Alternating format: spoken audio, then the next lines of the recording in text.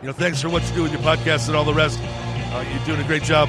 Hope everybody keeps tuning in. You get a lot of good info, a lot of insights, understandings of how to get strong, how to stay strong, how to use your strength. You do a great job, dude. You make things better than they are in real life, I think. If you don't follow Massenomics, y'all do it. Social media, website, everything. Massenomics.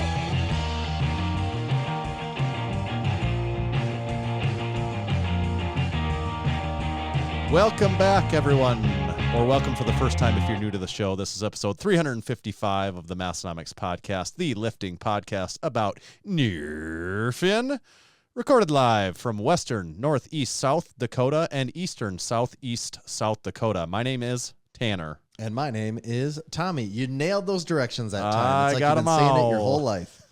I got them all spit out of my mouth this time. Not a problem. This is episode 355. We've got a whole bunch of fun topics to hit on this week. We've got a fun guest to hit on, of course, this week as well. Is that by like hit a, on, I mean like talk to him. Thing, no, or? It's not. Didn't mean to be sexual, but maybe it will be. If everyone plays their cards right, maybe it will be. You're saying there's a chance. What was all this 1 in a million talk? No. But first, before we get into all of that, I wanted to let everyone know that this very episode is brought to you by JUGGERNAUT AI. JUGGERNAUT AI is the training that Tommy and I both use. We've both been using it for many months and seeing a lot of fun progress on that, as well as many Discord crew members, our supporting members, and many gym members at Massenomics use JUGGERNAUT AI for their training. It's pretty sweet. It's like having a coach right in your pocket. Your training is adjusting as you're going. You inputting things like your weaknesses, what your weight is, what your mood is, how you're feeling, are you sore, and all that's helping you plot out this phasic structured training that's leading up towards a testing date, whether that's a meet or just a testing date in your future that you want to see how strong you've gotten, and you test it out and you go through it. And seen a lot of people have a lot of big success, and the biggest success of the whole damn thing is discount code Massenomics. Go get signed up at JUGGERNAUT AI. What's the web? I always make sure to say the web address, and I just had a brain fart on that because the point of it is, what I'm saying is don't sign up through the app store. Sign up through the website for it. Is juggernautai.app. I think that's what the web address URL is. Yes. Juggernautai.app. Get over there, get signed up.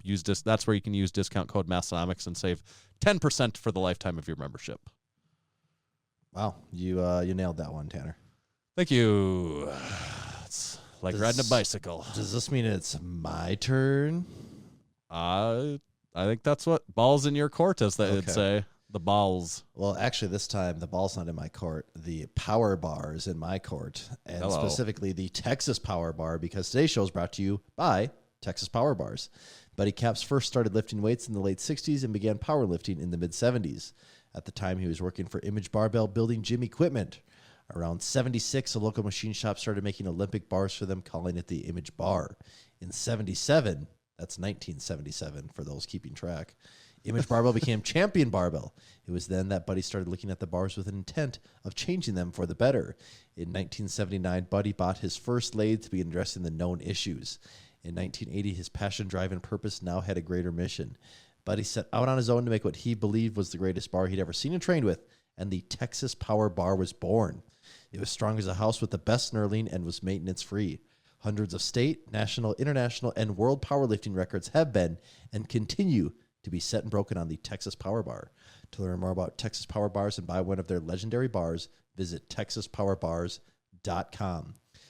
Reading that ad, Tanner, it actually made me feel like I was Big Eddie, because he recently did some sales training, it looked like, where he also was spitting out the Texas Power Bar ad. Someone suggested maybe we should use that audio from that as the Texas Power Bar ad. It seemed so really we'll natural and organic, so I think we will have to go with that. We'll have to lean into that one of these future episodes. Tommy, I don't know if you're aware of this. Actually, I do know that you are aware of this, but it was that a rhetorical question. That's just how I lead into things sometimes, even when I full well know the answer.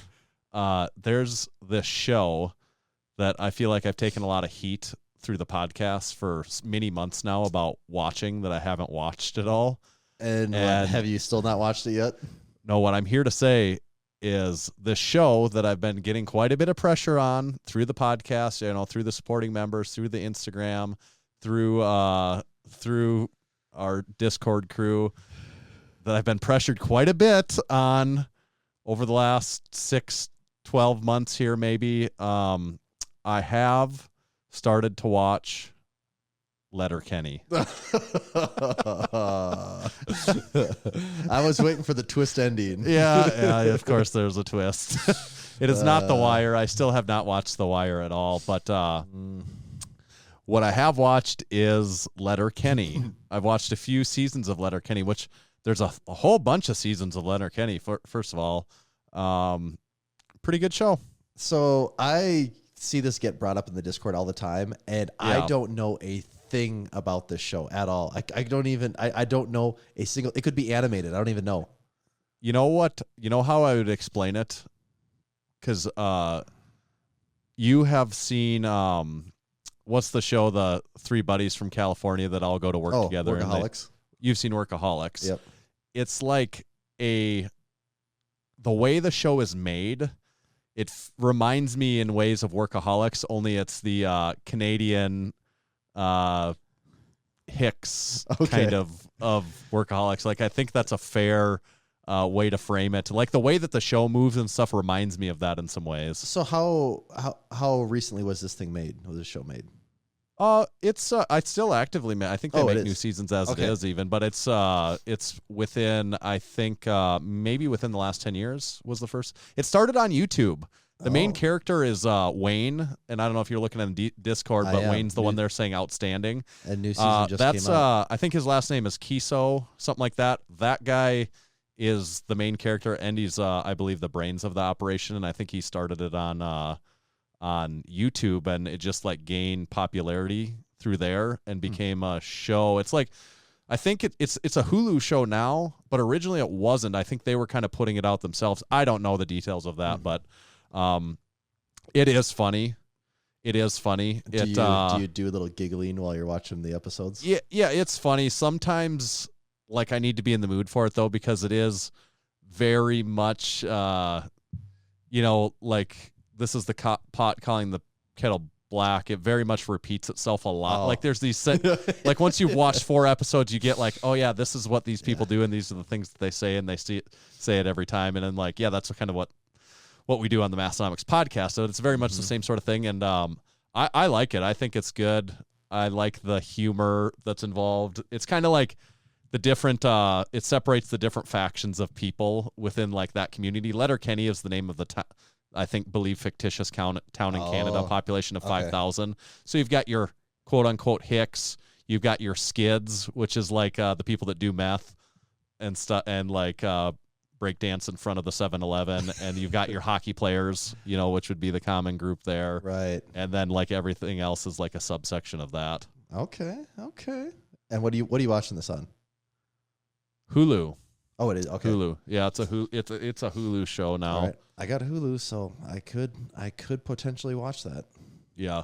It's and the episodes are like 20 minutes long, you know, so you can really plow through. And there's a lot of funny, there's funny references, like as a Midwesterner, that are very similar. They're Canadian, obviously, and it's one, it's 10 more steps over the top probably than life around here, but right. It's a lot of relatable stuff like that. Okay. Well, I can see myself potentially checking this out then. Yeah, it's very low commit. It's very low barrier to entry, where you could like watch 3 episodes in an hour and be like, okay, yeah. So that's it. That's it. I have not watched The Wire though, still. So stay tuned for that update someday. I just in my bones felt like you were not going to say you watched The Wire. I couldn't believe it, and even if you did say. I thought there was going to be a catch there, so that does make sense. Yep. And also, as one other point of bringing up, just repeating ourselves, the weather again has been some weather that we've been having. It's snowed quite a bit here, and way up north there. Snowed quite a decent jag here in the beginning of this week. I had to bust out the snowblower twice. Really? All of the old, I think we got like 5 inches in about a day there, over 2 days. Mm-hmm. Yeah. but it ceased. You know, I'm going to be making my, I guess you could almost now say it's my kind of want to say my maiden voyage, my first voyage back home this weekend. So yeah, see what the old stomping grounds is all about. We'll see if Mother Nature wants to allow it or not. That's going to be the first thing, because now we're supposedly getting a storm starting now, and I've heard anywhere from 4 to 9 inches. So that's what she said. He said 9, she said 4. Yeah. And we'll meet somewhere in the middle. We do have quite a few fun little things here on our list. Yeah, we do. We should probably get done with this, with the small talk, and get to it, huh? Yeah. Well, let's not dive all the way in, but maybe just we'll just start talking about a few of these things is all. Okay, yeah. I want to say first, we hinted at this last week. We probably do got to pick up with this. We hinted at the Bruin boot last week. Yeah. And we never actually ended up talking about it on the episode, but you've been wearing yours a little while now, haven't you? Yeah, I've been wearing mine for a solid week now. I've been wearing them to work every day. Do you feel like you're getting them broken in? Yes. They feel a lot better one week in than they did one day in. Much. It feels like completely different, to tell you the honest truth. Like, it feels much different one week in. Yes, that's my first impressions, where it's been so long since I've owned a piece of footwear that actually needs to be broken in. You know, like all boots basically do. But first putting them on, I thought, I actually might have the wrong size here. And then even just wearing them around a little bit, it was like, already, this is the correct size. They're stretching. I went for a decent walk in them. Was already rubbing my heel kind of raw, because that's what boots can kind of do, especially if you go for a decent sized walk right off the bat. And then since then, I've just done basically just wearing them around the house, because I don't hardly ever leave the house. But I actually am I'm not a boot. I haven't owned, I bet the last pair of leather boots that I've owned were, I can tell you, I probably bought them in 2008. 2008, I think I bought a pair of like work boots, and I wore those hard for a couple of years and destroyed them. And I haven't owned a pair of leather boots at all since then. Yeah. And so this is uncharted territory to a certain extent for me, but I actually am very excited for them. My initial impressions are, I already like them more than I thought I would. So I'm excited to see where that goes as time goes on. Where that road takes you. Yes. Just walk a mile in his boots. Why don't you? Exactly. And if you do also, God, this is just starting to sound like an ad, but they actually are a sponsor, I guess, so we can tell people that anyways. But if what we're saying right now, we are talking about the Bruin boot from Bearfoot Shoes. Yep. If you want to check them out yourselves, you can use code Massenomics to save 10% on your order. Absolutely. Well, so we'll maybe continue to update as we wear those around a little more. Yeah, that's an item that has some life to it. So we will be giving periodic updates on that as time goes on. Good stuff. What about this account? I believe we're all pretty well aware of Repeatonomics by this point. I think Repeatonomics is along listening here tonight. I think he or she gets in and checks out the live podcast pretty frequently, but there's been a new revelation, a more recent. A new contender has entered the ring.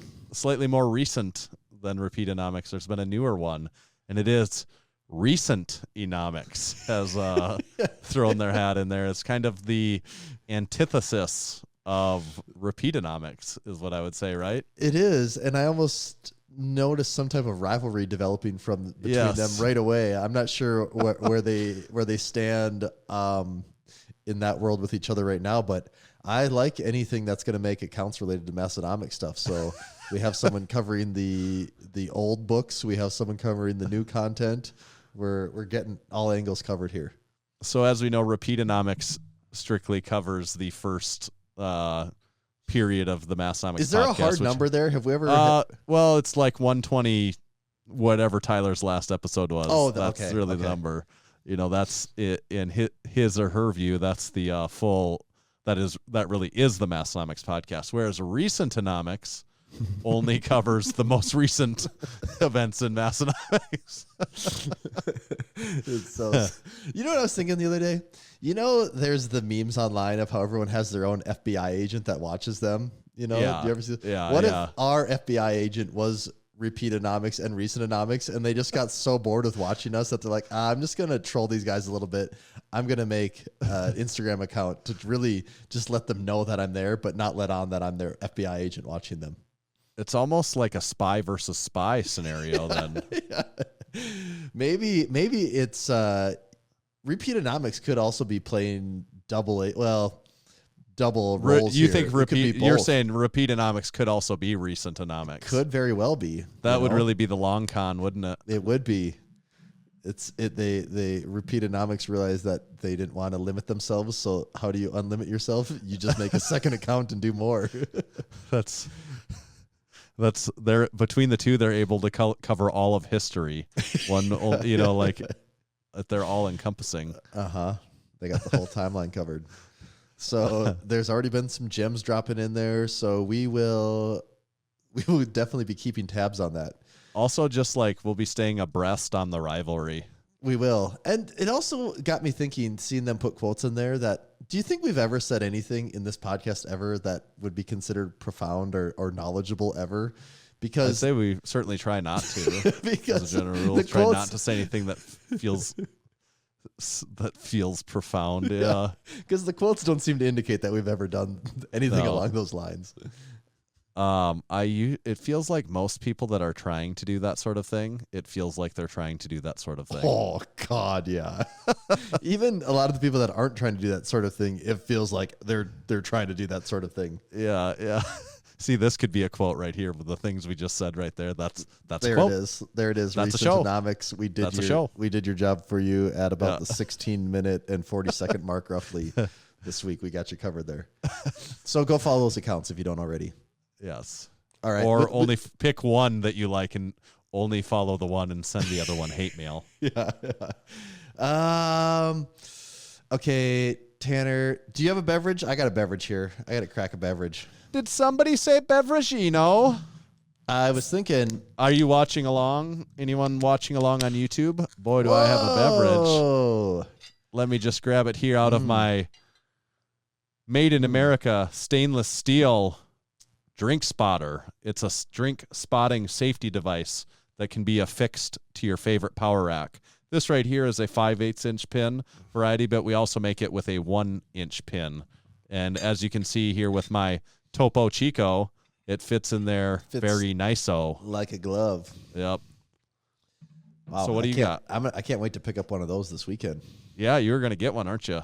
I got a cherry bubbly. But what I was thinking, that's good. If time allows, I'm going to run to the grocery store and get a bunch of these flavors that you haven't had so I can drop them off at your house when I'm in town. Right. And then we could coordinate them. Because it is the annoying part of having to get a bunch of cans and then mail all of them to you. I don't know what mail fees are these days. You would probably know that, but could you hear that crispy pop at all? I sure did. Is Topo Chico, is that one flavored or is that just regular? I think it's just plain Jane mineral water. There you go. Still refreshing. Yes, it is. I was thirsty too. What do you give your cherry bubbly? Cherry Classic. is pretty high on my list. I believe I always go with a 4 on cherry. That's up there with the all-time greats. And I don't even really care for cherry flavored things that much.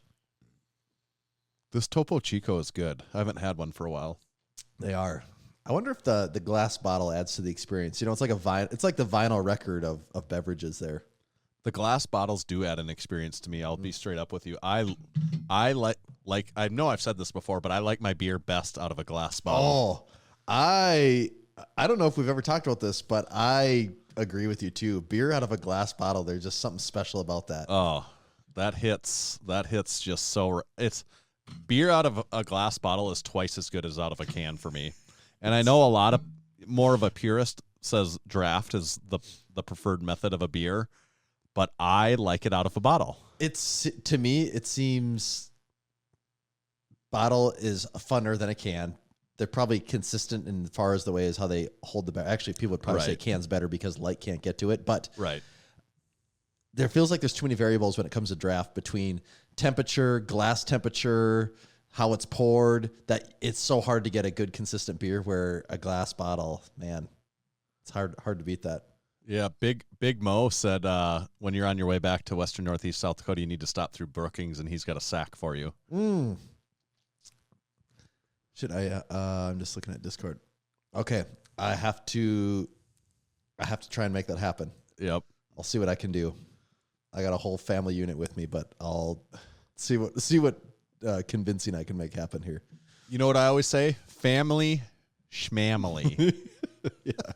I'm putting it on my to-do list right now. Big Mo Sack. It's been noted. That is a good Topo Chico. Man, I'll give that a 4.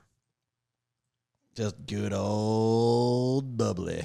Yeah. All right. Tanner, do you want to play a game before we kick everyone off, or do we want to talk about some food news? Do you want to play a game? I think we should play a game. Yeah, let's play a game. We can do food stuff after, I guess, if we want to, too. Yeah, because who knows? We could talk about food stuff for 30 seconds or 30 minutes. It could really go a lot of different directions there. It really, that's so true. Okay, so we've been talking about some things lately, and it got me thinking. And last week we were mentioning some existing bodybuilding names, some nicknames that you would like to see happen. And I thought, you know what? We're going to play a little bodybuilder name game. And I'm going to throw some bodybuilding nicknames at you, and you're going to see if you can tell me who those nicknames belong to. Okay, so is there a set number that I'm have to do here? Well, I do have a certain 1, 2, 3. I do have 10, actually. A nice even 10. Okay, so this is a game. Are we doing all 10 today then? We're going to do all 10 today, yes. Okay, yes. So you're going to give me the nickname, and I've got to say the bodybuilder that goes along with that it belongs to, yes. Oh, boy. I bet I'm not going to do very well. Well, you might do okay. And I did intentionally, I have a 3 that I'm putting in the honorable mention category because I think I've heard of these bodybuilders, but I admit I'm not the biggest bodybuilding historian or even fan. So if the name wasn't like a name I've even heard, I just left it off. So you should be getting somewhat obvious people here, or people that I believe you are familiar with. I don't know if this is relevant to the game or if it helps me, but what I do want to keep in mind is that I do know everyone want to be a bodybuilder, but nobody want to lift no heavy-ass weight. I'm actually glad you got that out of the way right before we even started, because I think people would have been thinking about that the whole time. Yeah, that's so I'm glad you cleared the air there. So without further ado, are you ready to get started on the bodybuilding name game? Let's do it. Okay. These I'm going to say these might progressively get harder as we go. I wanted to ease you into this. So we're starting. First name on the list. That's a lot of that's what she said right there. It is. First on the list, the Austrian oak. Oh, I'm going to Arnold. Very good. That's an Arnold. The first one I know. You're 1 for 1. Do we have a sound for that? We can make it. Motherfucker. There we go. I'll give myself an award when I get it right. Yeah. You can award yourself. You don't need me. Next on the list, the Blade. The Blade is Dexter Jackson is the Blade. That is correct. That is correct. Yippee-ki-yay, motherfucker. I didn't want to screw that one up. Like I know, yeah, but it's like I know that, but when you're in the hot seat, it's just a different feeling, isn't it? It is. It certainly is. Okay, next on the list, the Gift. The Gift. I know who the Gift is, don't I?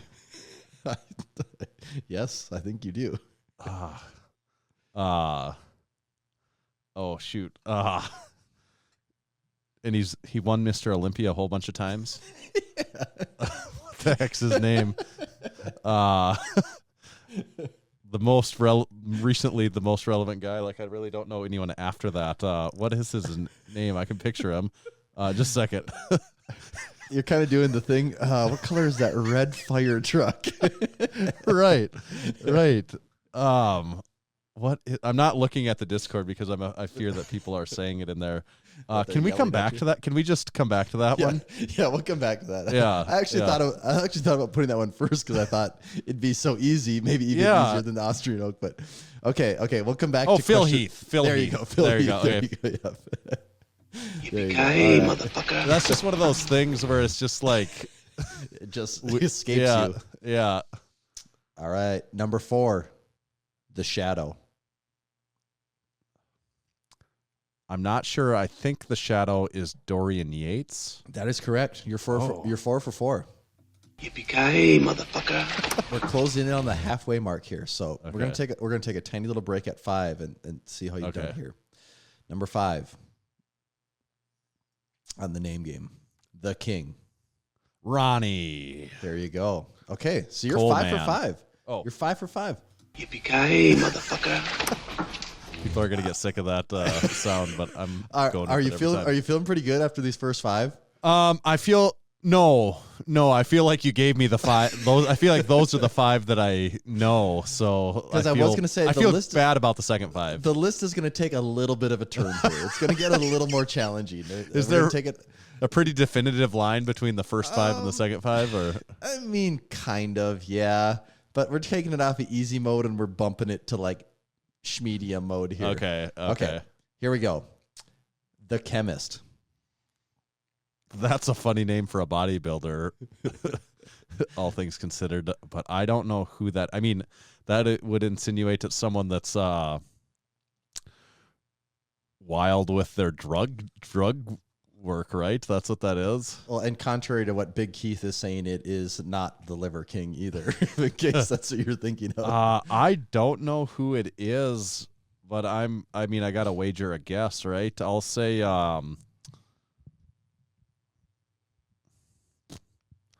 who would be someone that's like I'm I just can trying give to you think. a hint. I can give you a hint. Oh, is there? Oh, yeah, I would love a hint. He is in a movie that plays at the gym. Oh, it's that Generation Iron one. I'm guessing it's maybe in there. I don't know. I'm gonna go with Rich Gaspari or something like that. That's my best guess. That's actually not a terrible guess, Okay. but it is Frank Zane from Pumping Iron. Okay. I think he's the guy that has the longer hair. Okay. Yeah. Why was he the chemist? I was picturing a more modern aged. Well, I believe this. The thing most people jump to is the steroid thing with chemists, but yeah, I Right. think he was like a chemistry like teacher. he was actually, yeah. Yeah, like Right. I think he actually understood chemistry or was a teacher Right, or something right. like that. I believe is where that comes from. Okay, next on the list, the Myth. Now, have you noticed how every single one of these nicknames starts with the so far? That is true. It's all the thing. The Myth. I don't know who that is. I'm gonna go with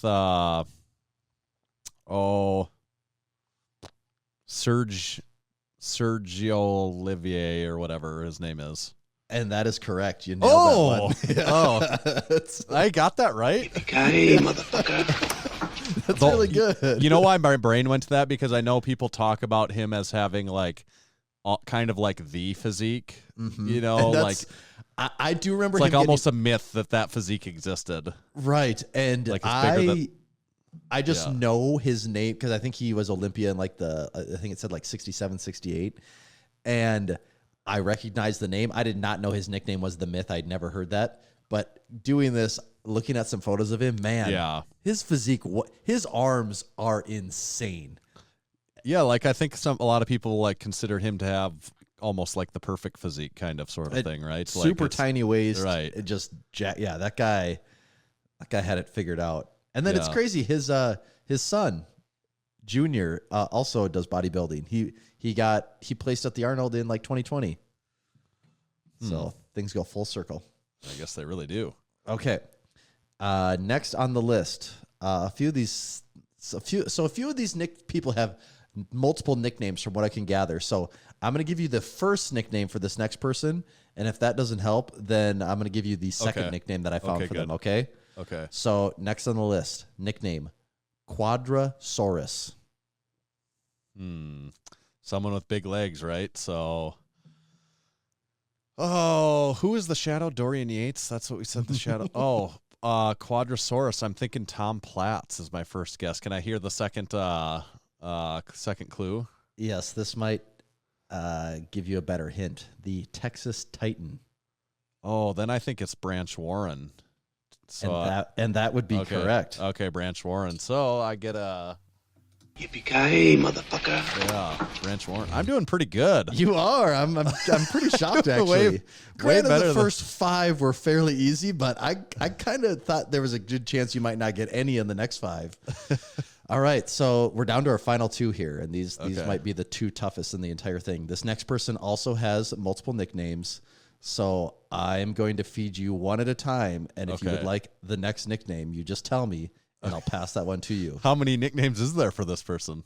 There are 3. Okay. I might need all 3 just to like start to triangulate my position on this one. Okay, here we go. The first nickname for this individual, the Predator. Kai Green. That's my guess. Can I have another? Can I hear another? Another choice. Yeah, though? I want you to keep asking nicknames no matter Okay. what. So, next, the second option, and these are taking. Okay, the second option, Mr. Getting It Done. That one doesn't mean as much to me. I'm not sure if that would you like? Yeah, the third I need one? the third one. Okay, and this is pulled directly from Wikipedia, and I hopefully this doesn't give too much away for you. Are you ready for this? Yeah.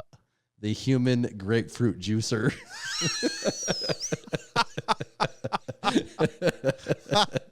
Yeah, that's definitely Kai Green. Yeah.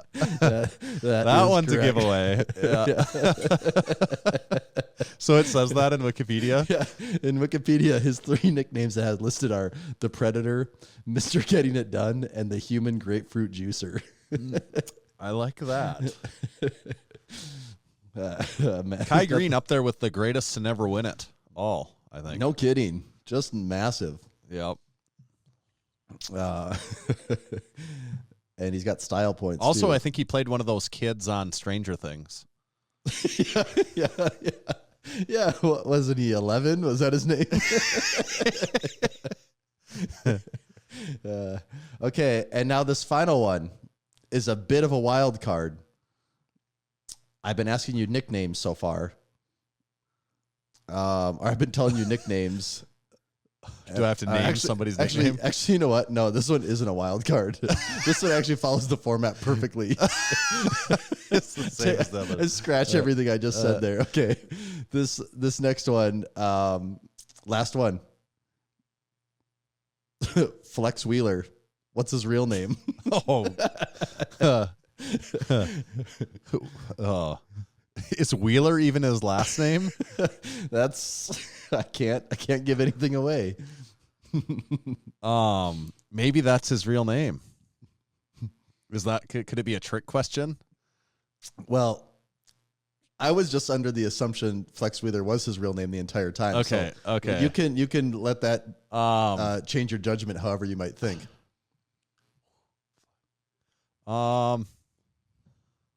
I'm gonna go with Thomas. Thomas what? Wheeler. Flex Thomas? No, Thomas Wheeler. His real name is Kenneth Wheeler. Oh, I feel like I'm not that far off. You actually kind of weren't. Yeah. I get confused as a Kenneth a lot of times. So. Well, I think you ended up there. You missed Flex.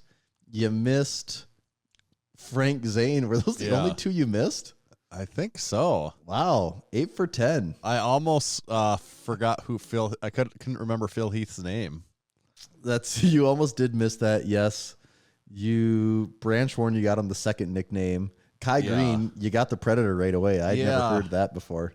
Well, it's the hair. I think, right? Maybe, yeah.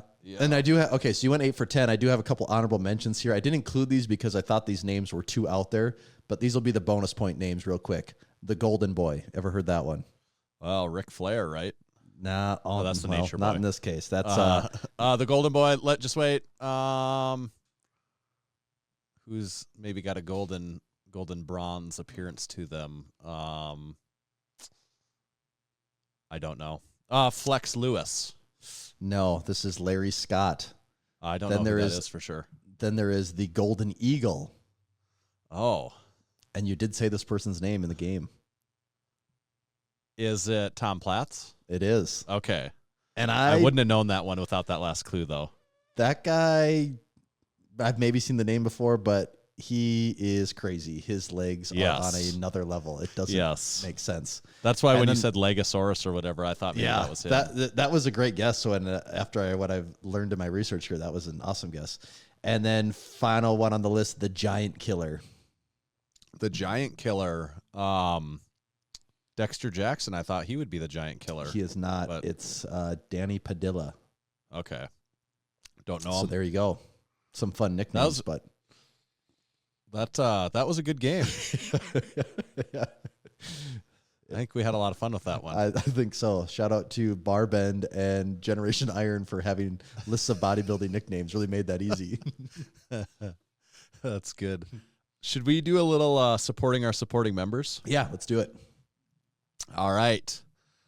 This is a relatively new segment to the Massenomics podcast. We have a group of supporting members that choose to support us through an official supporting program. It's available on our website. You can go to massenomics.com/join and get signed up, or just go to our shop and you'll find it there. You can go get signed up, become a supporting member. We'd love to have you on the team, or as we call it, the crew, CRU with a umlaut. That's right. Over the U. And there's a whole bunch of perks. It's basically Perk City if you go get joined up.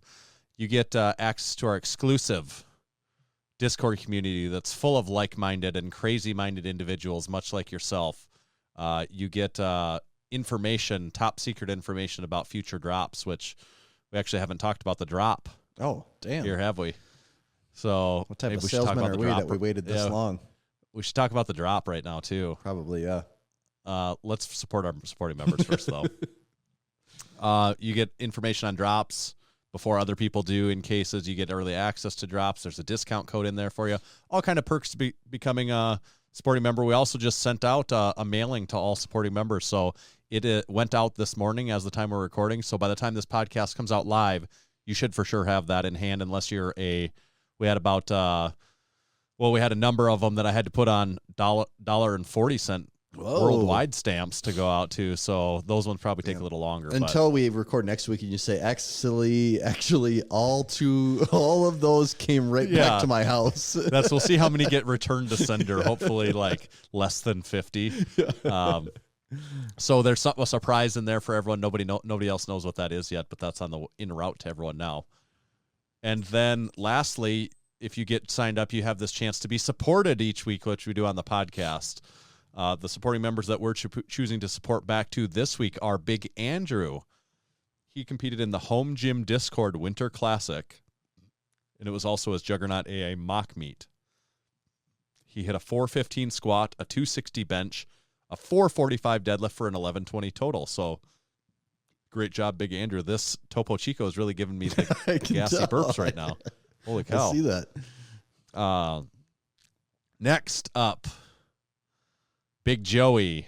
He did a meet this last weekend. He hit a 325 squat, a 171 bench, and a 441 deadlift for a 937 total. So well done, Big Joey.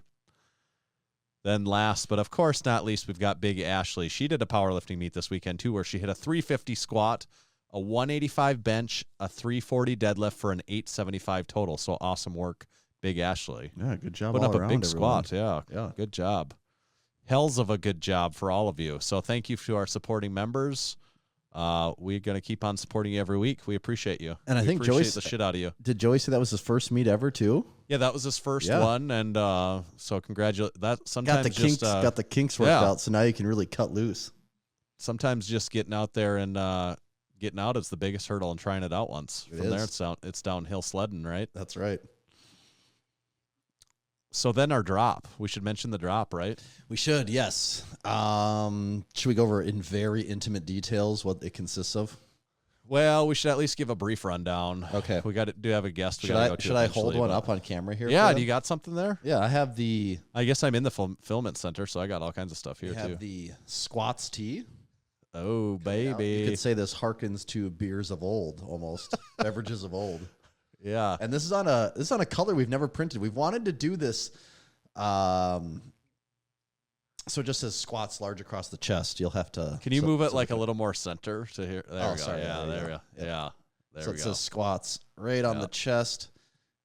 It's on kind of it's like a tan color. I forget what the actual color of the shirt is. It's like might a be cream creamish or something. Yeah.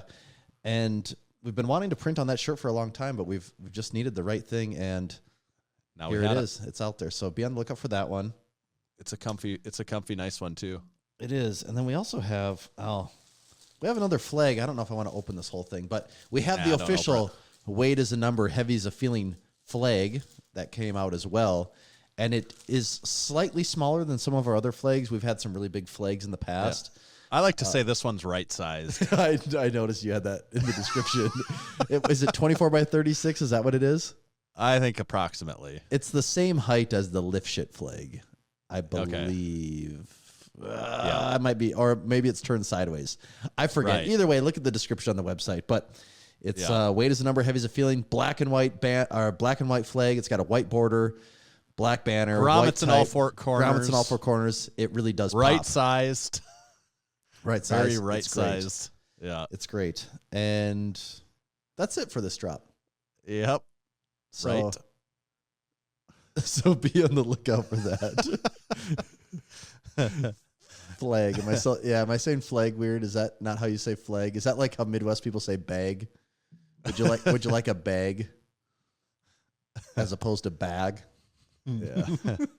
Flag, bag. Okay. So that's the drop. Check it out while supplies last on everything, of course. Mm-hmm. And as long as we're do you want to hit us with an advertisement here before we lead into the guests? Yeah, sure. Okay. Today's show is also brought to you by Bearfoot Shoes. Most shoes harm your mobility by over-restricting your foot's natural movement. Barefoot shoes are designed with minimal restrictions so your feet can move the way they're supposed to.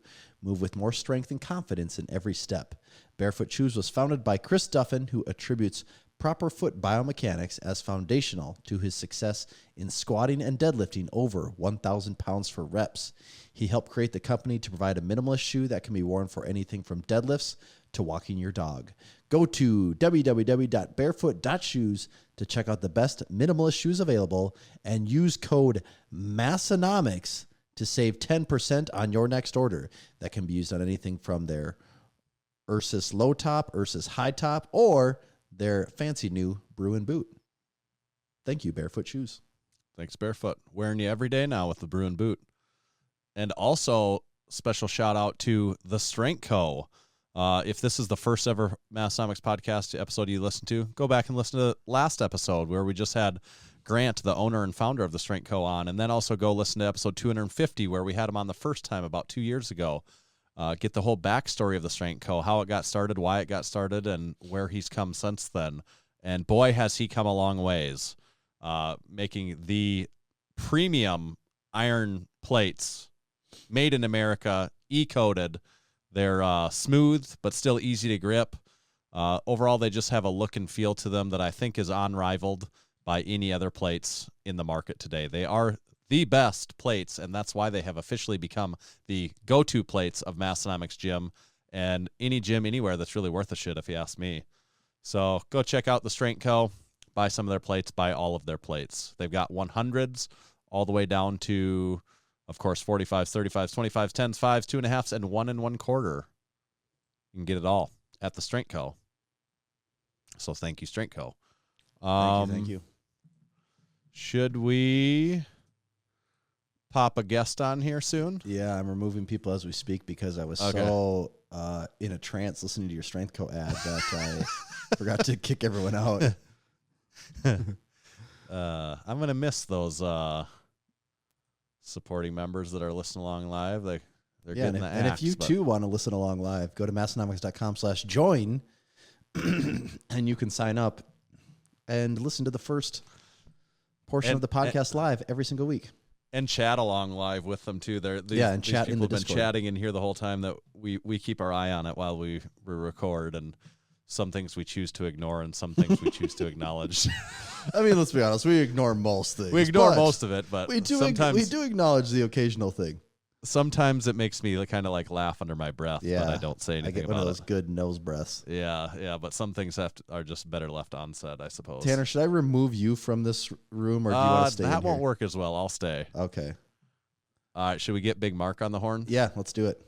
And let me know how the volume is on your end once we get Right. going. Yeah. Yeah. I got it cranked here, so we should be good.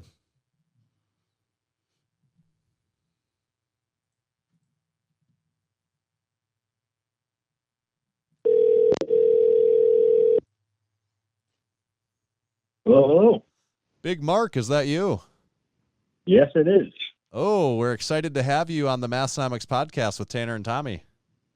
I'm excited to be here. What's up, Mark? How's it going? Not much. It's a little bit later than I usually stay up, but totally worth it. Hey, rules are meant to be broken.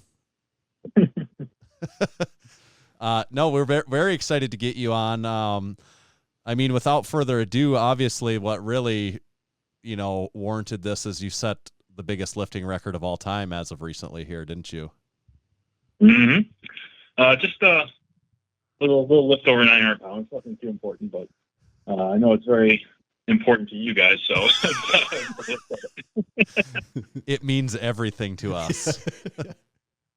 So you did a 910-pound Jefferson deadlift, which puts you first, the heaviest Jefferson deadlift that we are ever aware of.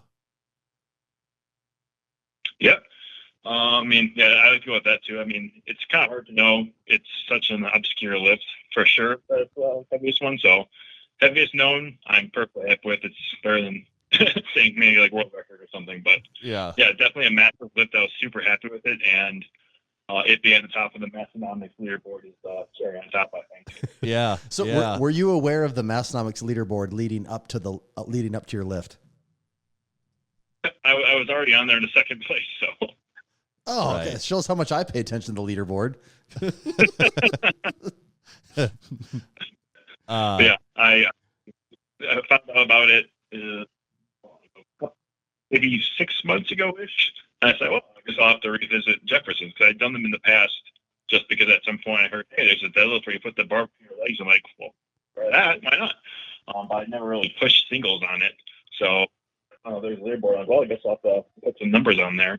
I think I did 8 plates sometime earlier last year, and then 9 plates this summer, and then at the end of last year, I'm see how far I can get this one, and I got up to 910 for the first place position. So we obviously saw the recorded 910. Did you have you ever tried more than that, or did you get the 910 and you stopped? Then that was the end of the day.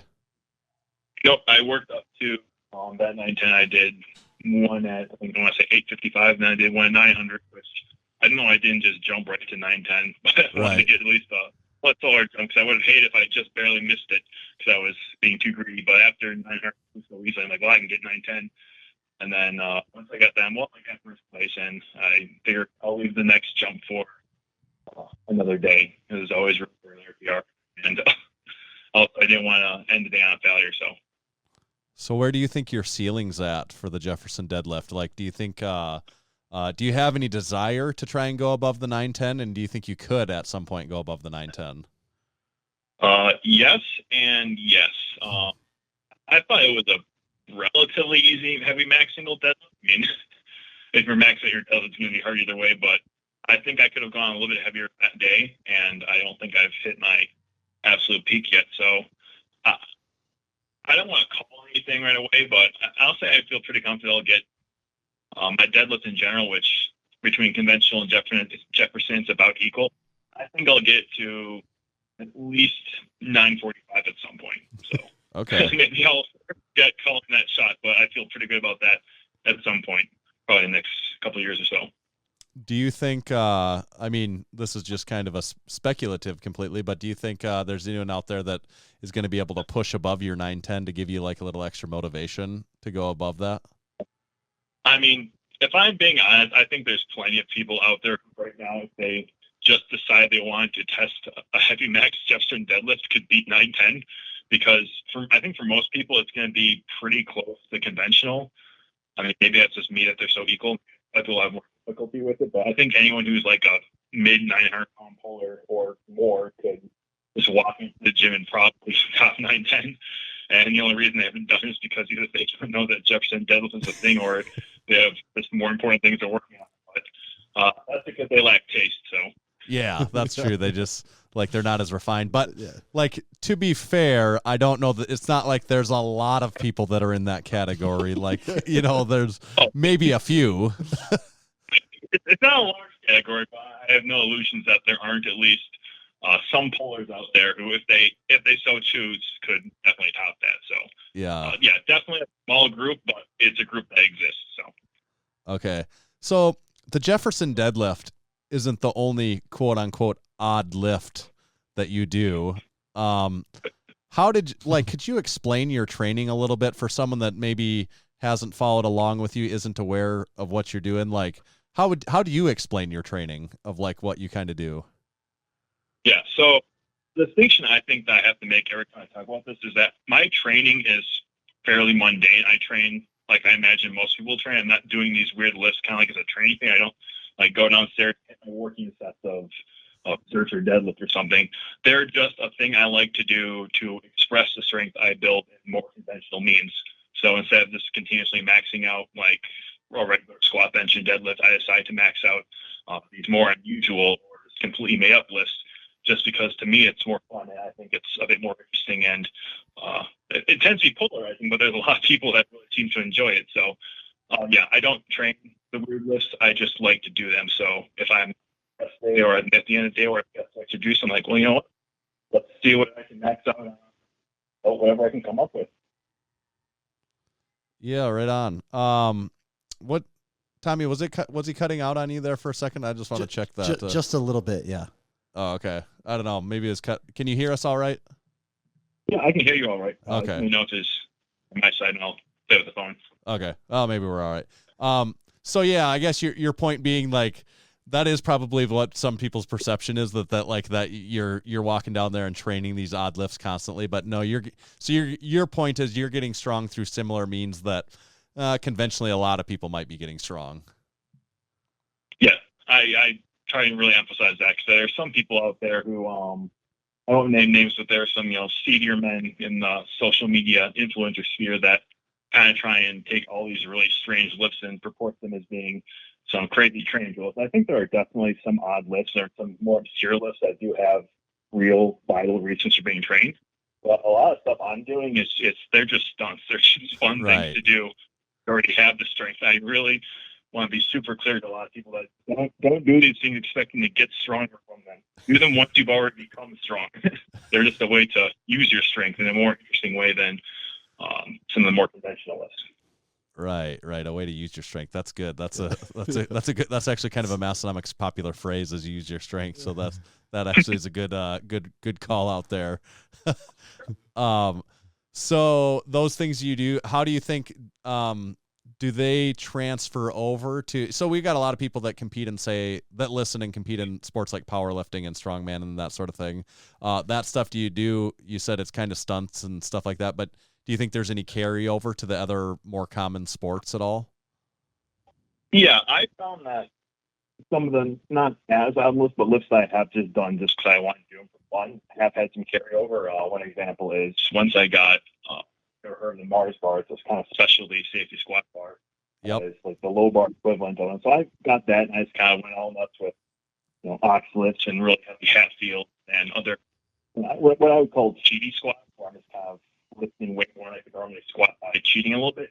And I just mostly did because I wanted to squat big weights. But I found that the amount of bracing you had to do to lift those big weights and really pushing through your quads, that really had a lot of carryover to my conventional deadlift, especially my weaknesses off the floor. Like I've been weak off the floor for almost my entire training career, but then after a little bit of messing with that and then some other stuff, I found that like the snap switch, like next time I went back to test my conventional, it was like night and day difference, and it hasn't really been an issue for me since. So sometimes I find a weird lift that does have to carry over to a more conventional lift, but in a more general sense, one value to the weird lifts that I found is that I constantly force myself to max out lifts that I have no real technical practice in. I've developed kind of a better general awareness of my body and kind of a generalized skill. So I'm faster to pick up new movement patterns than I probably used to be, just because I've done that so many times where I've kind of thrown myself into I've never practiced this, but now I have to max it out. So I think that's kind of just helped me pick up new movements, and more importantly, if I'm doing a regular movement and I get into a bit of a compromised position, sometimes lifting, you miss the groove, and you're suddenly thrown to somewhere you're not as experienced with. I've gotten better at recovering from that than I used to be, and I haven't had as many issues with kind of random injuries since I started doing all the goofy lifts. So I think that's probably the biggest value there. But it's not like it's not something I necessarily would say once you go and do all these hot lifts just for that benefit. It's just kind of a little perk I found from spending so much time doing them. So you think that they maybe kind of bulletproof you a little bit? Would you say that's yeah, definitely. It's kind of ironic considering I just had a small back injury last week, pulling, of all things, a completely normal, conventional deadlift at 600 pounds. So it's always basically the deload stuff that gets you. But other than that, I haven't had nearly as many issues with my back. And I think part of that is just general training experience and training age and getting stronger, period. But I think some of that is that I've put my back through a lot of strange positions with pretty heavy loads over the last about 1 or 2 years. And I think at some point your body just has to pick up and be like, you know what? If you're going to make me keep doing this, I'm going to figure out how to properly brace and how to use those muscles in a way that's not going to damage them if you're going to make me keep doing it this way. Well, the back thing specifically is kind of an interesting thing. Like maybe as people get into lifting a little bit and they start to know a few things about it, people will commonly pick up that rounded back. And sometimes in a lot of lifters, it's even just only their upper back that's rounded. And they'll say, oh, look, it's terrible form. It's terrible form. And that's such a common thing that maybe people with a little bit of knowledge will start to say. And like those that have been at it longer and maybe know a little more, you start to realize, it might not be terrible form. It might be that person's form. And, I don't know. There's almost more of a range of kind of acceptable form more than there is one right form. Right. Absolutely 100%. Like I basically exactly what you're saying is something that I really love preaching because I have kind of a chip on my shoulder when it comes to the form in general. Because one of the reasons that I kind of started doing all the weird lists is because I'd be reading through comment sections on posts or forums or Reddit or whatever, and people would keep talking about stuff like you mentioned, like, oh, you round your back a little bit, you're going to get injured. If you lift it this way, you're going to get injured. You can't lift that way. You can't lift this way. This is bad. This is dangerous. And I'm like, no, none of that is true. And now that I have all the gym equipment 15 seconds from my basement, I'm going to go downstairs and I'm going to show you that the thing that you're saying is dangerous is not dangerous. I'm going to do it. I'm going to do it right there. I'm going to take this video. I'm going to respond to your comment with it. And that was what kind of got me started with doing some of the stranger lift. It was basically just kind of a spite thing. And I tried to carry it to something more positive, whereas instead of, rubbing people's face and, hey, you're looking at me doing this dangerous lift and I'm fine, I try to do a little, hey, look, this is what your body can do if you properly prepare it. And what you're talking about with form being arranged and that it's not necessarily how it looks, but how you're performing the lift is completely on point. Because I like to say that form doesn't matter, but then I have to add the caveat that technique absolutely does.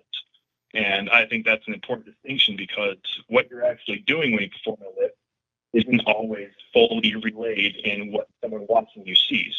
Like your form is only telling part of the picture, and looking like a rounded back in a beginner could be indicative of bad technique, and it could be an issue. But obviously, when I round my back, I know I'm doing it for a purpose, and it's a technique that helps me lift more.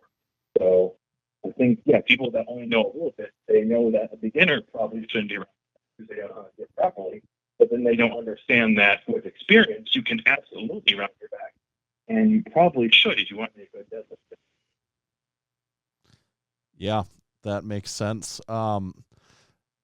You've what's Snap City? First of all, like we're kind of flirting on the edge of Snap City. So what would you say Snap City is? Snap City is a frame of mind. I like that. It's a mindset. Other place. Yeah, it's a mindset. It's like a meme response. It's been around for longer, and I've been using it as kind of my little brand. But I get, obviously, in my particular types of videos, lots of comments about, oh, you're going to Snap City or Snap City or all that kind of stuff, because that's, people are parrots and they just say these same 3 dumb meme comments all the time. So after seeing Snap City in my comment sections for like the 100 millionth time, I'm like, you know what? I'm going to take that and run with it. I'm going to reclaim Snap City and turn it from this boring, lazy meme insult into a positive thing. I'm going to Snap City is a place. You can go to Snap City, and guess what? If you go to Snap City, it's because you're strong. It's the home is strong. So I just made that street sign because I thought it'd be a fun thing to hang in my home gym. And people kept asking about that, and I'm like, all right, well, here's the designs. You want to print out your own? And then I made some T-shirt designs just because I thought it'd be fun. I wanted to work there, and people seem to have at least partially latched on to this, and people really like the whole Snap City idea. So, yeah, more power to them, more power to me. Snap City home is strong. Well, and you have this drive, the Snap City drive, with all kinds of stuff in there, right? Yeah, and that's we were digging around a little bit, and for people that don't know, if they hop onto Instagram, they can see the link in your bio there. Yeah, Deadliestlift is Mark's Instagram handle too. Deadliestlift. And you start digging through there, and there is a surprising amount of content you actually have in there. Like you almost need that on a website. Mm-hmm. Yeah, I mean, maybe at some point I should transfer it over, but I just kind of started accumulating all these write-ups and like short essays I'd done, and I'm like, well, I should put these all in one place where they're more easily accessible versus digging through my post history on various platforms. So yeah, I mean, people definitely, I think, mostly follow me and know me for all of the weird lists, but I do have a smaller kind of sub-following that are getting a lot of value out of the information I put out, and that's almost what I'm more proud of because it's making a real, tangible, positive difference. I mean, it's fun to post bad lists. I'm glad that people find me entertaining, but when people message me saying, hey, I read this post about whatever, and it really clicked with me, and I understand things so much better, or when they message me and say, hey, I've been running that program you put up, and I made some really good strength gains, like that is what really makes me excited, which really keeps me wanting to keep doing this, is because there's a positive impact to all the madness and not just silly meme videos. Yeah, that's cool. What speaking of the silly meme videos, if you had to pick, say, I don't know, 3 of your favorite odd lifts that you've ever done, like whether they're PRs or whatever it is, what would you say is on like your Mount Rushmore of deadliest lifts? Oh man, okay. So because you clarified weird lifts, I'm going to try and stick to the more usual ones. Like obviously, I'm incredibly proud of the 910 Jefferson, but Jefferson isn't really that far conventional deadlift, so it's not really that weird of a lift in my mind. Right. So probably the least weird one that I'm really proud of is the Zercher deadlift. I mean, that's a thing that exists. It's not completely made up, but that's the other lift I hold kind of an unofficial, or at least highest recorded world record type deal. And so I've Zercher deadlifted 550 pounds. That's specifically all the way from the floor, not deadlifted to the knees, and then Zercher gripped and squatted up. So I'm very proud of that one because it's such a big lift, and it was kind of my first time I did a weird lift. I was like, well, the best one anyone's ever done. So it was cool. For other weird ones, let's see. I call it squat 360. It's basically unwrapping the bar into like a back squat position, and then while standing up, you kind of spin it around your shoulder to a front squat position, and then spin it back around to the back, and you throw in a squat at each of the stops. So squat at the beginning, a front squat, and then our back squat.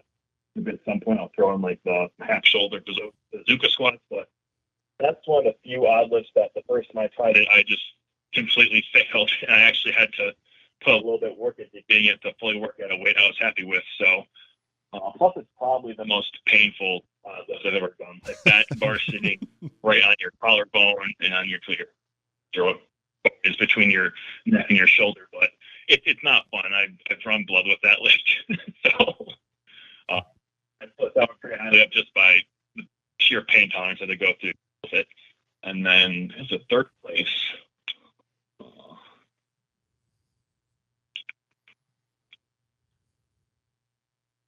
I'm going to go with, I have some Atlas stones in my garage because I have competed locally in strongman before. I probably will again. But I also have an Atlas stone that I sunk a loadable kettlebell handle into. So it's basically a 300-pound Atlas stone with a kettlebell handle. Yeah. Handle, so it's a 300-pound giant, obnoxious, unwieldy kettlebell.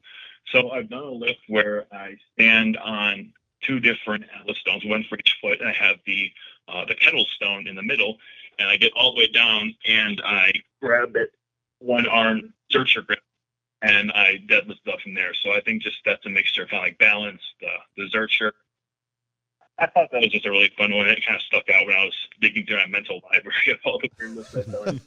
Just because that was it's a real surface flair. It feels like it really harkens back to the old timey strongman days. So Harkins is another Massenomics buzzword. So that you're kind of hitting on a lot of good Massenomics buzzwords. We like when things harken back like that. So that's perfect. Clearly, great men think alike. Yes. So have you? I think you haven't done a powerlifting meet before, but you have done one strongman competition now. Is that right? I've done one informal powerlifting meet for charity. It was just push-pull. And wasn't super crazy about it. I don't think I'd ever do any kind of powerlifting again just because powerlifting is not interesting to me or fun at all. Yep. I know it's some people's kind of thing, but it's really not my thing. And I've done one local strongman show. That's something I probably would do again. I don't want to necessarily get too serious in a strongman. I wouldn't travel very far to go to a meet or anything. But this one's like 15 minutes from my house every summer, and one show a year to take the time to specifically train for that, and then spend the day doing that. I mean, that's fun enough. I mean, it's not like something I want to dedicate all my training to, but it's an enjoyable time. I enjoyed getting a chance to kind of lift out in a different environment, to talk to other competitors. That was a blast. Like everyone's so excited and supportive. It's fun and meet. So that was a good time. So yeah, that's something I'll probably do again, but I'm not gonna like try and become like a national strongman or whatever. Right. That's understandable. We saw you made some pretty cool they look like plates that you made out of manhole covers. Yeah. What did that come about? And have you made, and then you're talking about your kettlebell that a 300-pound kettlebell that you kind of made homemade. What other equipment have you kind of come up with? Yeah, so the manhole covers are actually, originally I got them with the old crappy leg press that I bought in March, or maybe not March, early 2020, so kind of like the middle of the pandemic, where someone was selling this old, like 40-year-old leg press and the equally old F raise for really super cheap on Craigslist that I didn't really have much at the time, so I'm like, oh, I'll get that. So he sold me this leg press, and it came with those 4 100-pound manhole covers, which at the time had about 1-inch holes, so they fit on the standard peg of the leg press.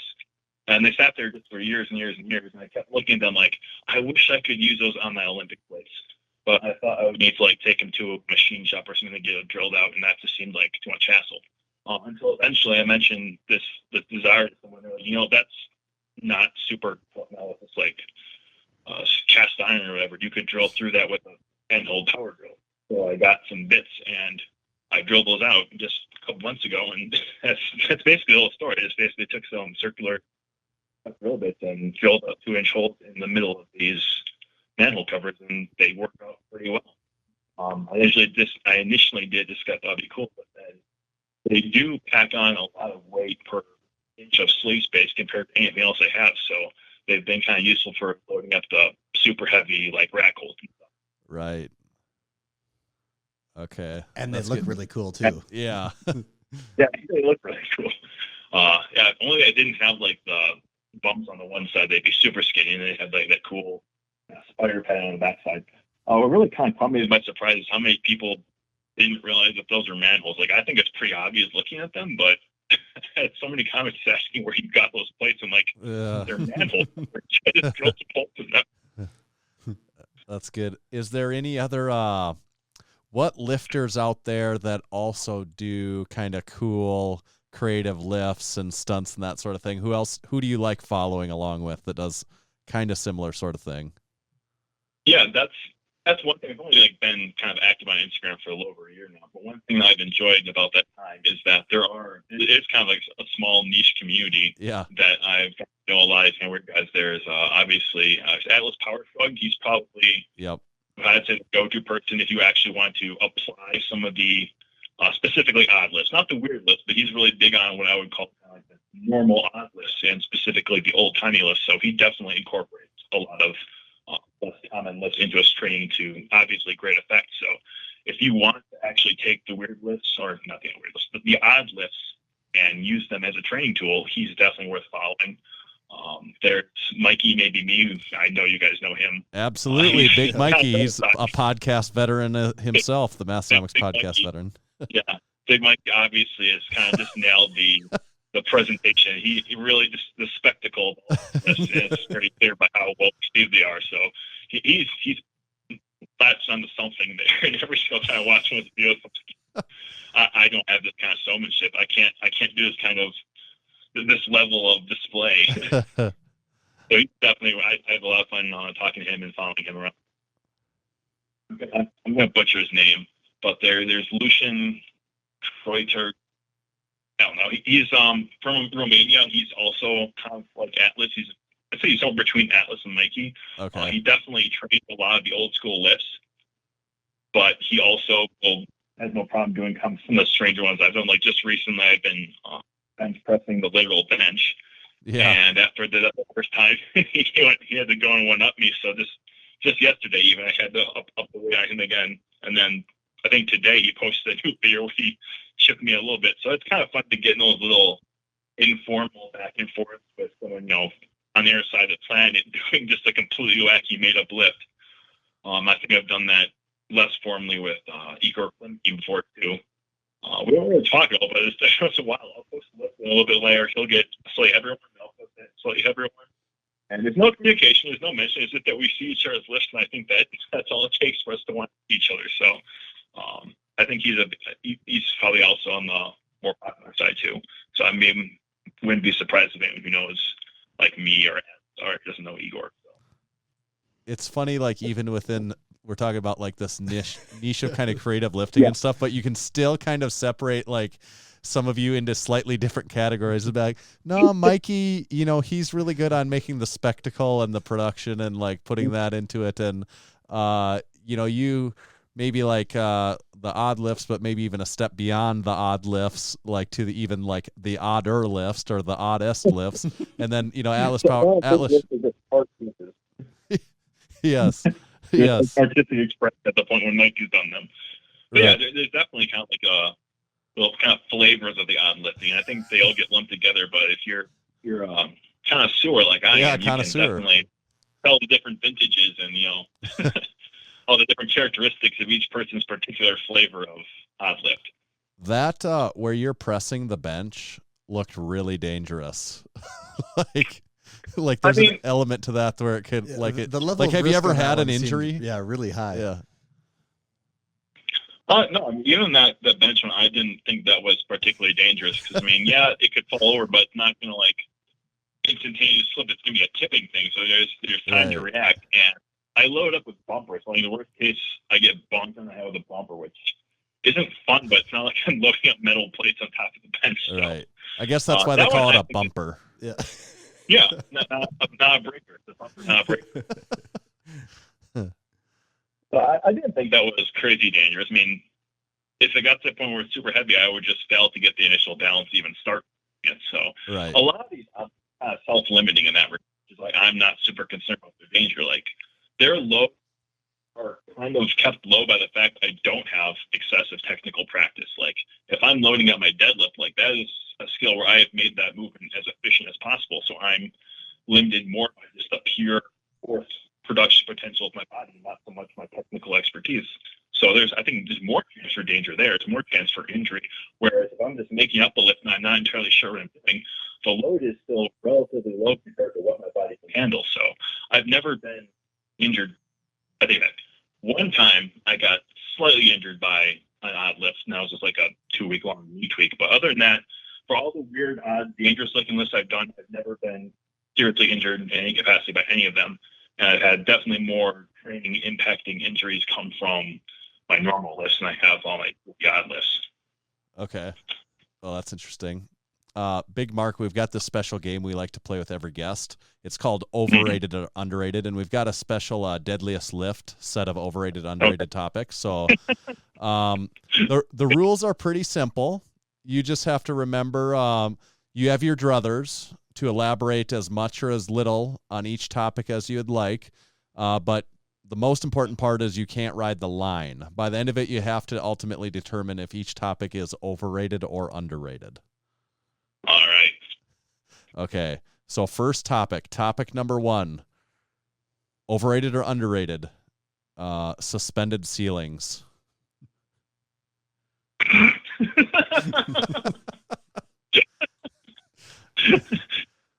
Underrated. In addition to being compliant with code for basements finishing, they also allow you to have a office aesthetic to your gym, so you know that you're going to work when you go down to your basement gym. And while they will keep all your wires and stuff hidden away, when you really do need that extra space, you just pop the tile out, and then all the extra room's right there. It's definitely underrated. I think that more home gyms should be incorporating drop ceilings into their design. The old expandable ceiling trick. It seems like you've really found a good way to be able to incorporate your ceiling into some of your lifts, which I really like. Yeah. I mean, the first time, like, well, I need to pop the ceiling tile out for a deficit. And when I rewatched that video before I posted it, I knew I hit on something special. I had a good feeling about it. It's not like that my head is completely hitting the shadows out there. I'm like, yeah, this is something that is gonna click well. And I like, even on, like, when you're pressing the bench, you take a smell of ammonia and you, like, chuck it up through the ceiling tile. Yeah, I figured I'd add just a little recurring gag for my loyal followers. I think any way you can continue to incorporate your ceiling from this point on is a win. Yeah, it can become one of the trademark factors here. Yeah. Yeah, gotta keep sneaking in. Can't go full Right. bore on the ceiling. That's just repeating the one time you struck gold, but I definitely want to keep just adding a little mentions of it. Yeah. Yeah, I like that. Teaser. Okay. Overrated or underrated, the camber squat bar? Oh, 100% underrated. I keep speaking about how much I love this bar, and so many people have just either never heard about it or never tried using it. For anyone who's not really familiar with the cambered squat bar, I'm talking about the kind that has the big long drop down numbers and then the weight holding sleeves that kind of go out parallel to the bar that goes on your back. So not like a Duffalo style bendy bar, but full on U-shaped camber bar. And I think a lot of people think, well, I can't like squat specifically if they have like shoulder issues. Their first thought is take the squat bar. Whereas I think that the camber bar, and I don't personally have shoulder issues, but I think this would be one of the bigger uses for it. It's a lot closer to your standard barbell squat than a safety squat bar is. And most of the time they're a bit cheaper too. I personally like it, not so much because it gets past the mobility issue, even though ever since I started using it more heavily, I do have a bit more difficulty getting into position with a barbell squat, but that's fine because I don't particularly enjoy barbell squatting too much anymore. I just find having that weight lower down makes it a lot easier for me to brace.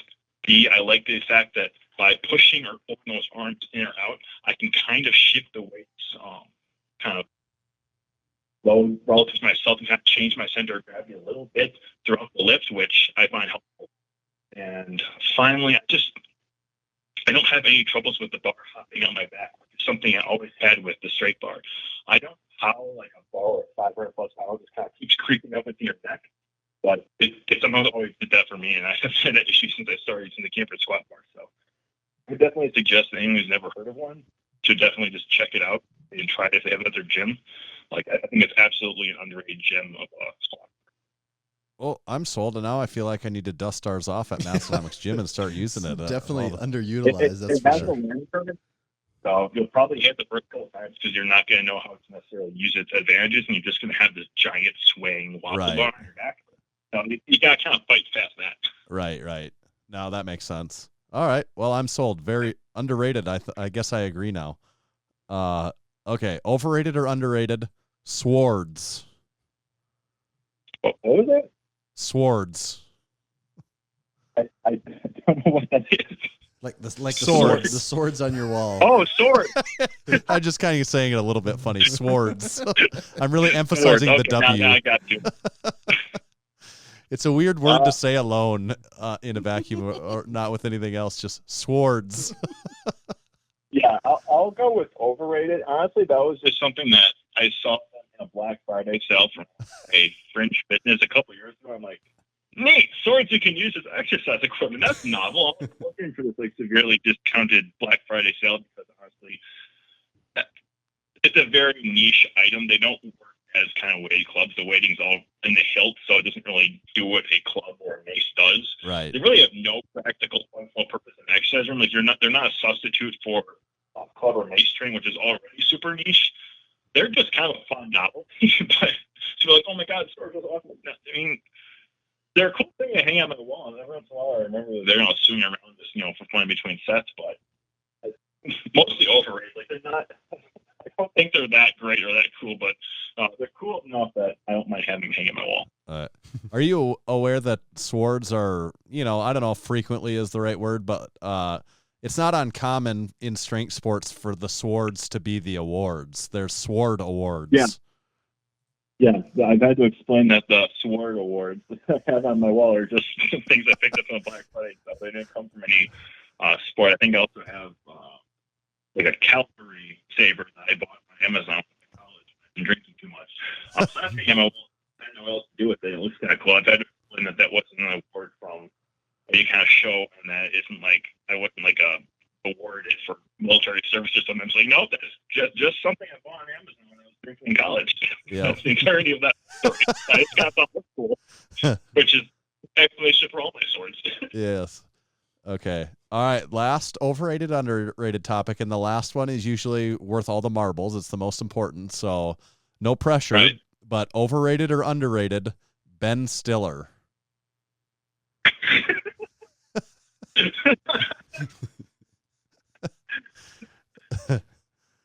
Oh, that's hard. I feel like his worth to the world and to the pop culture and the acting world and all of our childhoods is very well known. So it's really hard to say whether he's over or underrated. That's the classic debate, isn't it? Yeah. You have to balance its perceived value against its true value. Absolutely. That is whenever people say that, we know they're really starting to understand overrated, underrated. Oh. So did you have a final answer on Ben? I'm trying to think on that. Okay. I know I'm not allowed to toe the line. That's clearly. That's the one. That's the main rule. I'm going to go with underrated because I feel like he's a known comedy actor, but he doesn't quite get the same praise as some of the A-list celebrities. Right. And he's just a lot of. It's like Zoolander, a movie that lives constantly in the back of my mind. Yeah. I will not forget most of the scenes in Zoolander. So I'm going to go with just ever so slightly underrated. I think that he deserves to be just one tier higher. So is Zoolander your number one Ben Stiller movie, or would you rank something higher than that? Oh. I know you're asking because I have the dodgeball flash. And I feel like, yeah, Zoolander is probably number one. If nothing else, because I feel like you almost don't think of dodgeball as being the Ben Stiller because he looks so different, kind of than his normal appearance. So you almost think so. You're not quite as bad as like some other actors. But yeah, I'll go Zoolander. I think Zoolander is Ben Stiller's best movie. Okay. Do you ever feel like when you're down in the basement getting after it that sometimes you're kind of taking the bull by the horns? Yeah, I mean, I think that the two states of mind, the two words to live by are Snap City and grab the bull by the horn. And I think that if you have that in your mind, that's all you need to have success in the gym and in lifting and in life, really. You just got to really embrace those two mindsets of Snap City and grab the bull by the horn. Well, you're living proof of it, so I don't know what else someone needs. Yeah, everyone needs to know the benefits and the proof of living by the grab the bull by the horn. They should just look at me. If they want to be like me, they can grab the bull by the horns. Yeah. Good news. It looks like you passed overrated, underrated. So that's awesome. That's pretty sweet. And also I was going to add, don't sleep on heavyweights. Heavyweight's a classic Ben Stiller treat. All right. feel like I haven't seen it, but just based on the fact that it's called if you heavyweight, haven't seen heavyweights, you'll You love have to, like, I would, as soon as, Yeah. I know it's already late, but like as soon as we're done here, I would probably stay up later even to watch heavyweights. all right, I will do that. I will see if that can go on the Ben Stiller. And like someday when you do watch it, could like on your Instagram story, could you like do a post saying that you watched it and say what you would rate the movie? I can do that. I'll write down a note right now to watch heavyweights and review it for Massenomics. And Yes, and tag us. And if you do it like a story, make sure to tag us so we can share it. I think you're going to be kind of shocked you haven't seen this movie by the time you actually watch it. Yeah. I mean, I won't call myself like a super well versed pop culture, right? I mean, I've watched some movies, but I haven't really done a deep dive in the movie world. So Yeah. very possible I missed the classic gems. You're going to enjoy it, definitely. Yeah, you'll like it. Are you a Wisconsin guy? I am a Wisconsin guy. Okay. We're South Dakota fellas ourselves, so we're not too far apart. I mean, same side of the country. Yeah, same North side. general region. You consider yourself Midwest there in Wisconsin, right?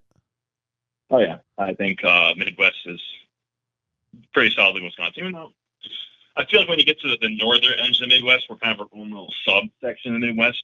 I feel like anyone's first kind of initial thought of Midwest is more the middly part where it's kind of all flat and there's really nothing there.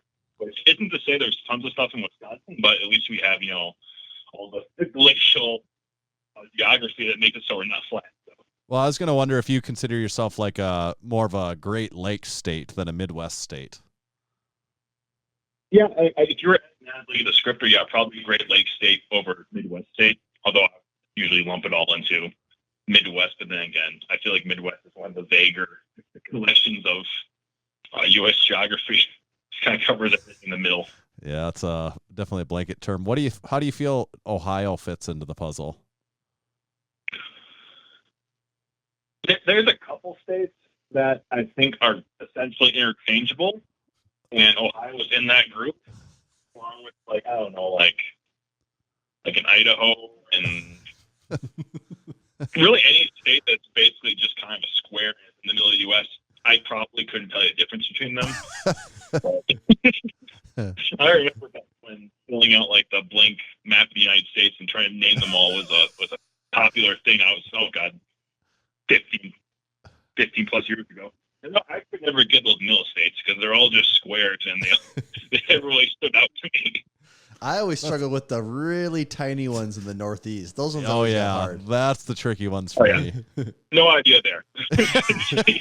Which one's Rhode Island versus New Hampshire? Oh boy, yeah. I mean, I don't know. Massachusetts, Delaware again.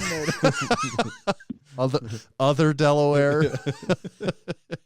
Yeah. At least Wisconsin has a distinctive shape, and it's in a very obvious area, being on the northern tip of the U.S. Right. It's right next to the lake, so it's very hard to get Wisconsin wrong. So we're memorable. I think that's true. Yeah, I'd agree. But good. We're from the Midwest, so we have a conflict of interest. A bias, yeah. That's true. We're not a completely unbiased opinion at all, are we? All right, Mark. We really appreciate you coming on with us. This was a lot of fun. I think people are going to enjoy this. Is the best place if people want to look into you and find out more? Check you out on Instagram at Deadliestlift and check out your Snap City. That is definitely the best place to see what I'm all about. It's probably I'm most focused on platform. So yeah, definitely check out my IG page. And then specifically, I really want to stress that I want more people to check out the Snap City Drive. Like, I don't care necessarily if you don't enjoy all the goofy lifts, but I think there's a lot of good information in the Snap City Drive, and I'd definitely like for more people to benefit from the time I put into it. Absolutely. I think that's awesome, and we'll be excited to watch you on your odd lift journey, and be most excited to see you maybe create some even further distance between number 1 and number 2 on the all-time Jefferson Deadlift leaderboard. Yep. I will probably have to take another crack at the Jefferson after I max conventional for next time. So I've been kind of bouncing back and forth between the two of them with a little bit of a hop each time. So hopefully next time I get back to Jefferson, it can be pretty close to that 10 late dream. Okay. Make sure to keep us posted, of course. Oh yeah. If I pull a new Max Jefferson, you'll be the first one I ask. Yes, perfect. All right, thanks, Big Mark. We appreciate it. Good Thanks, stuff. Mark. Yeah. Have a great time. All right, see ya. See ya. Cool beans. Cool beans. Did you give Cool him the beans, double baby. cool beans over there, Tommy? Double. Give him a double dose? Double dosing. Deadliest dose of double cool beans you gave him, didn't you? Yep, that's right. Serving them up. I don't know. Big Mark's audio wasn't coming through the best. I think it was. I don't know that it was a phone connection issue. It was almost like I don't know. Something with his speaker was being a little bit odd. Okay, But yeah, it was kind of hard for me to hear on my end, but I'm no, that's what he sounded like. It wasn't on Okay. your end. That was I wondered. I assumed you were wondering if it was just maybe coming through on your end that way. And no, that's how it's coming through. Unfortunately, is well, but we'll see what we can do with that. yeah, I mean it. There's very few times where I couldn't tell what he was saying, so I think everyone will still get it. But good stuff, Big Mark. He's he was a good sport on overrated. Yeah. That was a fun session of overrated and underrated. It too, I was. think. He was pretty excited for all those. Yeah, that was good. On top of being just freaky strong too. Like you can't Oh. understate his strength is on another level. We actually probably really didn't hit on that appropriately. How like, yeah, he's doing odd lifts, but like he is insanely strong at these Yeah. lifts. Like I mean, that's a good call out. We really didn't. If you're just listening and you haven't watched him before, you may have not picked up on that from that interview of how strong Big Mark actually is here. It's pretty wild. Yeah, like he has, deadlifting 600. In the one video here was like 645 for 15 reps. It's you don't do. I mean, you can't do the things he's doing unless you're really really strong. It's not like Right. he picked weird lifts that he could somehow just magically lift more than the normal person. Like this guy is actually really really strong. Yeah. And it's like talking about the people that could maybe Jefferson deadlift more than him. It's not that big of a lift, I don't think. He was being a he's little giving too too modest much. there. You made it Right. sound like there was a lot of people out there I'm in the world that at thinking- any given point could Right. break that record, and that's not the case. I'd like to think maybe like Jamal Browner or Dan Grigsby could take a pretty good crack at it, and then maybe some of the big strongman deadlifters. I'm not sure if some of the big strongman deadlifters are as well suited for the Jefferson I think style they're or too not, though. big. I think so too. Yeah, I don't know if there's. I mean, is there 5 guys in the world that could maybe give him a run at this at any given point? That's kind of what I think. Yeah. I mean, there's probably 1 to 2 handfuls of them that might have a shot. But you would think if Jamal, for example, if he really wanted to pull a Jefferson deadlift, he Right. could do a lot, probably, right? And Dan, Probably they kind of are But built. also, that's going to take them some time. I don't think they're just going to it's walk not- up to it and just pull 900 the very first day. So that makes the next Right. thing is you don't just say I'm just going to do it. You actually have to put a little time into getting proficient in that lift too. Yep. There's doing it, and then there's there's saying you can do something, and then there's actually doing it, right? It's like the shirt. He has a shirt that says if your back ain't bending, you're just pretending. Yeah. Sometimes it's not what you know, it's who you know. Exactly. That one doesn't apply here, but yeah, no, I think it's very relevant here. okay. What else were we going to hit on today? Did we have some other topics we want to talk about this week? We could talk about, there's been a lot of chatter in the Discord this week. I don't even know why or how it started about crumble cookies. Yeah. Tanner, Let's get any. Do you want my take first on never having had them before? Are you familiar with crumble cookies at all? Not until in the Discord. I Okay. would never heard of it before in my life. Never even slightly I wasn't heard of sure it. if I had, and then I realized I had them one other time. Someone at a gathering had shown up with a few of them, so I got to try a few. But after all this talk about crumble cookies, I had to go experience them myself. So I had to go pick up a box a couple days ago here, and I think the part that was shocking to you is it's like $4.50 a cookie roughly. Yeah. But I mean, they're good cookies. I have a hard time eating a cookie that I don't think is good though. I enjoy cookies. I enjoy sweets. I don't buy them because when I buy them, I just want to eat all of them because I like them a lot. So I enjoyed them. It's a treat. So I guess to me, the money thing isn't really a factor when it's, it's not something You're getting them twice a year. I'm not getting them at the grocery store every time I go. So it's like, whether this was $1 or $10, I'm going to eat them the same number of times, which is like maybe once a year ish.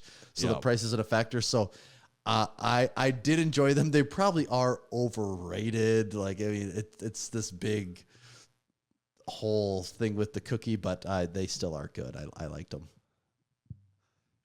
My bigger thing is here's my analysis of it from not having ever been to one or anything like that. It's more, and it's not even, this isn't specifically about crumble cookie. This is my take on that type of business. Those operate in fads and trends, I think, from what I experienced. Like 5 years ago in Western Northeast South Dakota, 10 years ago, there was no frozen yogurt businesses. 5 years ago, there was TCBY in Subway. Oh, right, that's true. Okay, the original. And then all of a sudden, I'm making up the time frame. This is slightly off, I suppose. But then 3 years later, there was all of a sudden 3. Now there's 0 again. 0. And yes, I get what you're saying there. I do think that cookies maybe have a little more staying power than frozen yogurt would be the exception I would draw here. But I don't see the cookie as a standalone business. I think you can get away with ice cream, but I don't see how is your business cookies? I don't know, man. It's weird because when I was in there, I'm thinking, even if these cookies they're not, even if they were $5 a pop for easy math, it's in the rent in that place has to be insane. It's in a very busy location. So I'm sure the rent is just ridiculous. And then on top of that, there's like 10 people working. And I'm thinking, why is there 10 people working to make cookies? Yeah. That's too many. So I don't know how it works. I guess it is a cookie. Their margins are gotta be insane. But still, you got to sell a lot of freaking cookies. The other thing it reminds me of is cupcakes. I think cupcakes had a strong fad for a while, and now I don't really feel I don't feel like I hear people talking about those in that way, like that, like, oh, cupcakes were big on Shark Tank, and there was probably like a lot of like shops opening up where they just make cupcakes. Yeah, and all those shows on Food Network. So if you had to pick though between cupcakes and cookies, what would you pick? I don't really give a shit about those. Like, I think I like to be fair. It's funny. To be fair is a Letterkenny thing. Like every time someone says "to be fair," they like break out into like a little song of "to be fair." So now I can't say it without thinking of that and breaking out into song. Yeah. To be fair, that's what they do every time. But to be fair, I like all of that stuff. I would like. There's not any of that I wouldn't eat and think it tastes good. Mm-hmm. But I've like over the years kind of just conditioned myself to like. I've like made myself think I don't like that stuff. So then I don't eat it. I don't know. It's like a psychological thing because I'm this like I could eat probably 30 cookies if like, I'm just completely not giving a shit. That was the thing is I didn't realize because they were talking in the Discord how for crumble, a serving size is listed as a quarter of a cookie and it's like 180 calories or something like that. So, or 150 calories. Either way, the average cookie, I think it equals being. If you eat a whole cookie, it's like 600 calories. And they're saying, some of the guys were making comments like, you don't eat a whole one.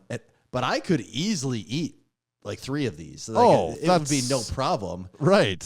It would probably be the 4th one is when I would probably be like, okay, now I'm getting sick. Yeah. But at that point, you've also consumed 2,000 calories in the course of 5 or 10 minutes. So right. It does make sense, I guess.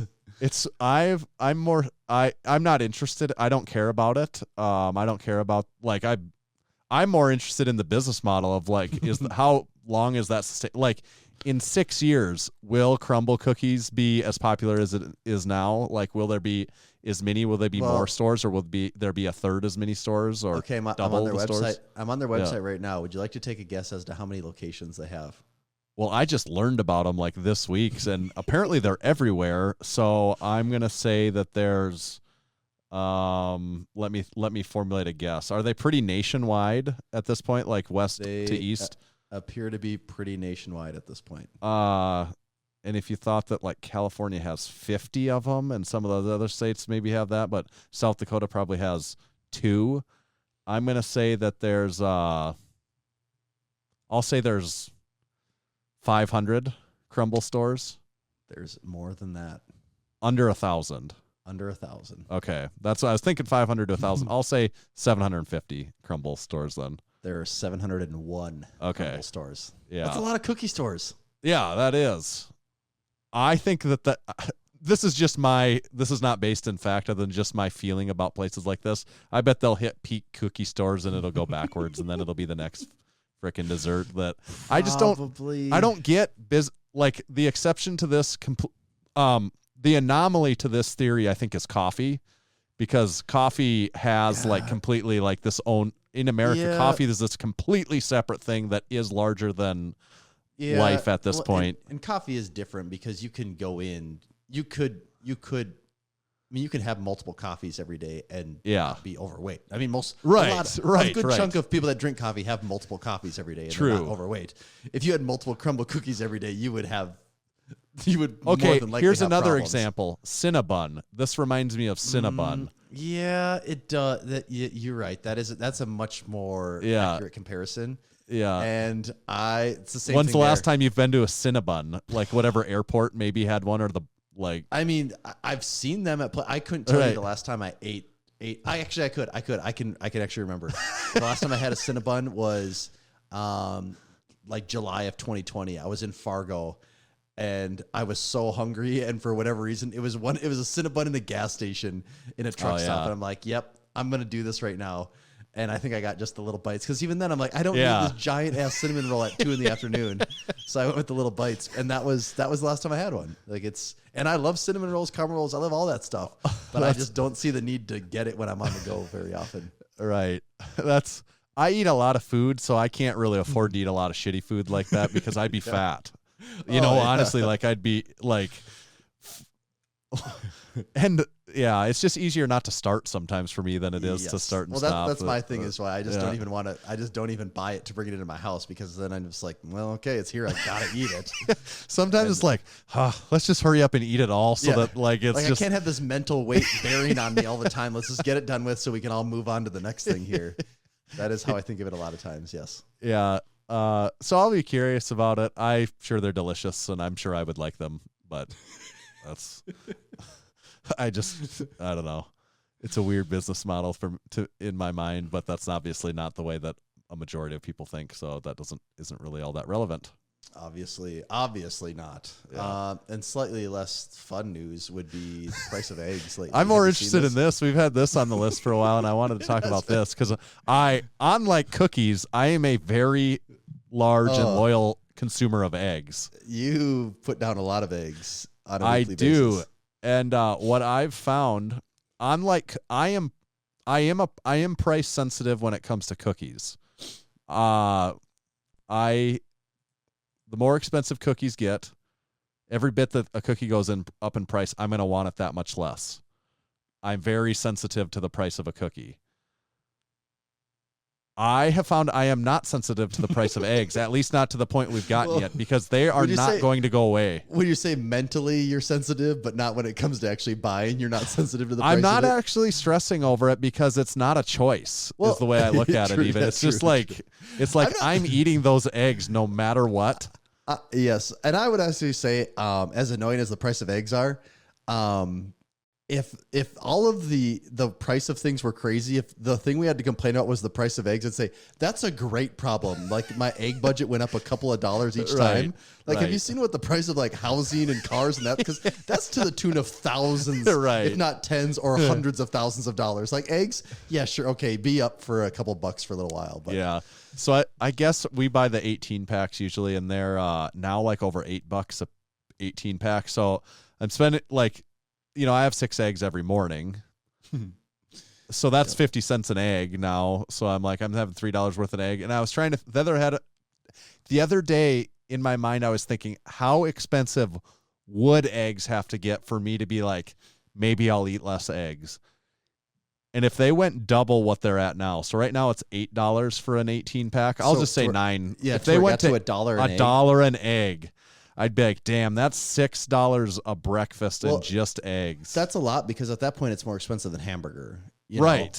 Like that to me is where that's what I like to compare a lot of things to, especially if you're talking like a protein source is, yes. Okay, this costs this much, but does it cost more than hamburger? Because beef is to me my preferred protein. Right. If I had to pick any protein, it's beef every time. Right. Always.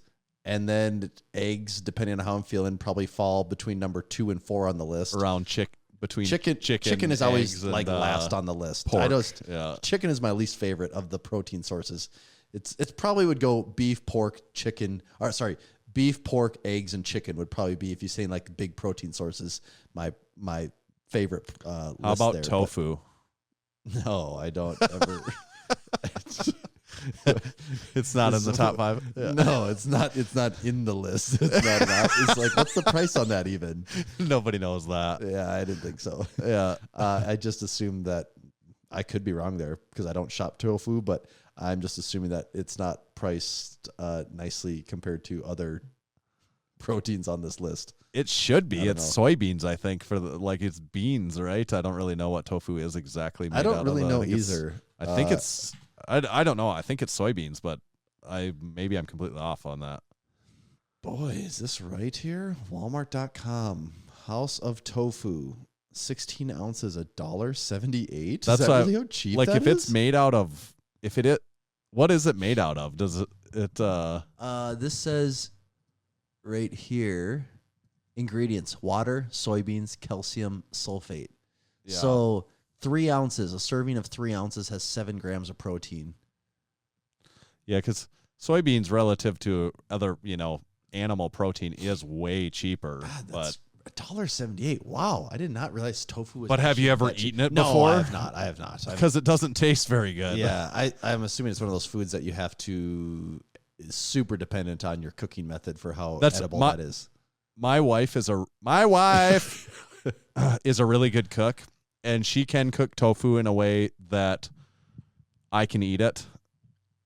And if you have it not next to a better piece of protein, you'll be like, oh, this isn't too bad, until you have a bite of... until you even eat a bite of just charred, burnt hamburger, and you're like, oh, this is better. You're like, oh, God, this is delicious compared to that. It's like that scene from... do you ever watch Parks and Rec?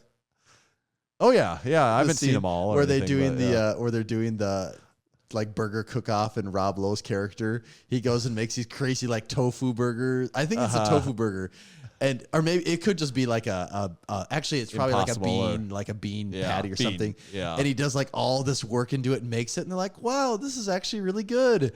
And then Ron Swanson, he just goes and buys like the grossest hamburger you can find from a gas station and cooks it. He's like, it's hamburger on a bun. And they're like, what? This is better. Way better. Yeah. That's the truth. That's exactly what we were saying. The most low effort hamburger is just almost always better than everything. And the other thing is hamburger just always reheats just fine. Yeah. Just reheats just fine. So it makes leftovers way more palatable than... It's also just so versatile. It is. You can do damn near anything. Put with any a pound sauce of hamburger. on that, and it's good. You start with a pound of hamburger, and your meal options for the night are limitless. They are. Look in. Keep we this can have simple. anything here. Keep this simple and mix something in with it, or I just eat it plain on its own with a piece of bread. I can do anything here. So eggs are expensive, and way exceeded the inflation rate that we've experienced in other things. But I guess we all know at this point it's because of the bird flu thing that's going on. So is going on. I'm not sure where it's at with disrupting the supply chain issue. But to put it lightly, there's been supply chain issues, I think it's safe to say, right? With everything going on, yes. With everything going on. At times, you can't get eggs at places. I don't think I've really experienced that here in western Northeast South Dakota. But... yeah, they are really expensive. Like a dozen eggs at times not that long ago was like less than $2. Yeah, I remember not that long ago, I feel like a couple of years ago, getting eggs for a little over $1 and thinking, this seems abnormally cheap. Like this doesn't feel like this is an actual business model that you can get eggs this cheap. But well, that's the other thing. That's my other theory on the whole thing is that sure, there's been the bird flu and stuff like that, but is this more of just a long-term correction of sorts where it's like, no, people have not been making money in this chain for too long, and now it's like it's not going to be quite like that anymore. Like where it's like, no, we're not going to agree to sell this at no profit. Yeah, if they anymore. came out, if there was a statement on the news and Big Egg all got together and they said we will no longer sell eggs for $2 a dozen, I'd be like, I get it. Like that's too cheap. Yeah. Well, and part of it's the grocers, I suppose, right? Because is eggs kind of a loss leader in the sense that you throw it at the back of the store, you market cheap, and you get, probably same with bananas, right? It's got to be, doesn't it? Right, or maybe even milk at times. You take a loss on expensive though. right, in that, yeah. But like they're not. I don't think the grocer is maybe typically making very much profit on it. Yeah. Like that. It's something to get people in, to get the other stuff that they make the higher margins on. Mm-hmm. But maybe they're tired of that with eggs, and they said, we're not gonna take it. Yeah. And they're gonna charge $1 an egg now. I don't like visualizing like when I crack an egg, like, oh, there goes 50 cents. That is the part that sucks. Yeah, when you start thinking of it that way. Yeah, 50 cents an egg. It is annoying when you look at what eggs historically were priced. But I do not have a problem buying eggs at 50 cents an egg still. Now, I've still got a whole giant fridge full of eggs. Actually, we usually have eggs stocked up in both fridges, and if I couldn't have eggs, I actually thought about that today. Like, if they got so expensive that I literally put my foot down and wasn't going to buy them anymore, what would I have for breakfast every day? Do you think you'd eat steak or something for breakfast, or? I mean, if it got cheaper, yeah, I would actually. Like, if it, I guess I would, but that would just be a weird shift of mindset, I guess, for me. That's the thing. Like, eggs are supposed to be the cheap proteins. That's why it is. That's why you eat the eggs. Yeah, it's just this cheap, easy food you throw together, no problem. Right. Yeah. The egg thing is funny though, because they were making jokes about it in the Discord, and I had no idea what they were talking about. I didn't know if there was some meme going around of just talking about. I just didn't get it at all. And then because I'm in a new town and I'm going to different grocery stores, I feel like my price for what things are cost is just out the window, because some things feel so much more expensive. Some things feel way cheaper. I'm kind of lost on where pricing is. I'm just confused. And we were grocery shopping one day, and this was a couple weeks ago, and eggs for a dozen, I think it was like $5.80. And I'm like, really? That's what this store charges? Like, that's what they charge here, because that's not the right price. They're wrong. Right. That's super annoying. I probably won't come here if I ever need eggs again. And then I don't even think that was an hour later. I see you add to our little to-do list. You wrote price of eggs. And then I'm thinking, wait, there's something to this now all of a sudden. I just don't pay attention enough. Yeah. Yeah. At the end of the day, I don't care. I'm still buying them. This does say in a very quick search here that it looks like from the time a chicken is hatched, it takes them about 18 weeks to be able to lay eggs, roughly. So maybe this will all be done in 18 weeks once this whole fresh batch of chickens gets out there and starts laying eggs again. We've talked about getting chickens. We've actually, this last year, we talked about it seriously. We have a big backyard. Doesn't it seem like a lot of work, though? Yeah, we talked about it, like that being part of the appeal, though. Like, it's something for the kids to do, like if we had a chicken coop and it's like, they got to feed them every day. And definitely work. I don't know. Actually, like, even with the price of eggs now, still probably not worth it. But it wasn't really, it wasn't like a investment. Sometimes I get confused when I hear people. I can never tell if people are doing it because they want the fresh eggs, which I can understand that. Yeah. Or sometimes I think people are doing it as like a way to save money. No, and I think that's the wrong approach. I can't tell if they're actually being serious or if people actually do think that way. No, my thing was it would be kind of fun to have the fresh eggs, and then also like, hey, this is like a fun family that, like taking care of the chickens and, that sort of thing. Right. Someone has to stay outside and shoot the wolves that come and try and get the chickens at night. It's like a whole Oregon Trail thing all of a sudden. No, we'll just get one of those sheepdogs from Looney Tunes. It just like Ralph, where they punch in on a time clock. Yeah, it's one of these things where now you got chickens, so now you need more animals to watch the chickens, and then more animals to keep the chicken watchers in place. Like, it just creates a whole circle of animals. Yes. Yeah. Then all of a sudden you have goats, but it's just it keeps moving on and on. we opted the big primary reason we opted away from the chickens this last time was the price of the chicken coops. I thought this is I knew what these pre-made chicken coops looked like, and in my mind there was a certain price I thought they should cost. In my mind, when you say approximately. pre-made chicken coop, I'm just thinking like a small storage shed. Yeah, basically yes. Okay. My storage shed in my backyard. It's a pretty big one, and that wasn't cheap, but like the same company from Millbank. Yep. Hooterite company, as a matter of fact. If you don't know what a Hooterite is, you can Google that. Have we ever talked about Hooterites on the podcast I don't think before? we've ever mentioned. I bet that's a foreign term for a lot of Hutterite, people. Mennonite. Do we have any other somewhat similar? I guess people out east maybe are more familiar with Amish. Yeah. It's kind of similar to that in a way. But the Hutterite population here is strong. There's many Hutterite colonies. Yeah, it's not unusual in North Dakota to go into a grocery store and hear people speaking some German variant. It's actually odd to go to a store like that and not have Hutterites in there. Yes. And in my line of work, we would, it's all the time. Like they're talk to them every day probably, but it's a lot of people probably don't know about Hutterites. But what was my point? They build the sheds. Yes, they make the sheds.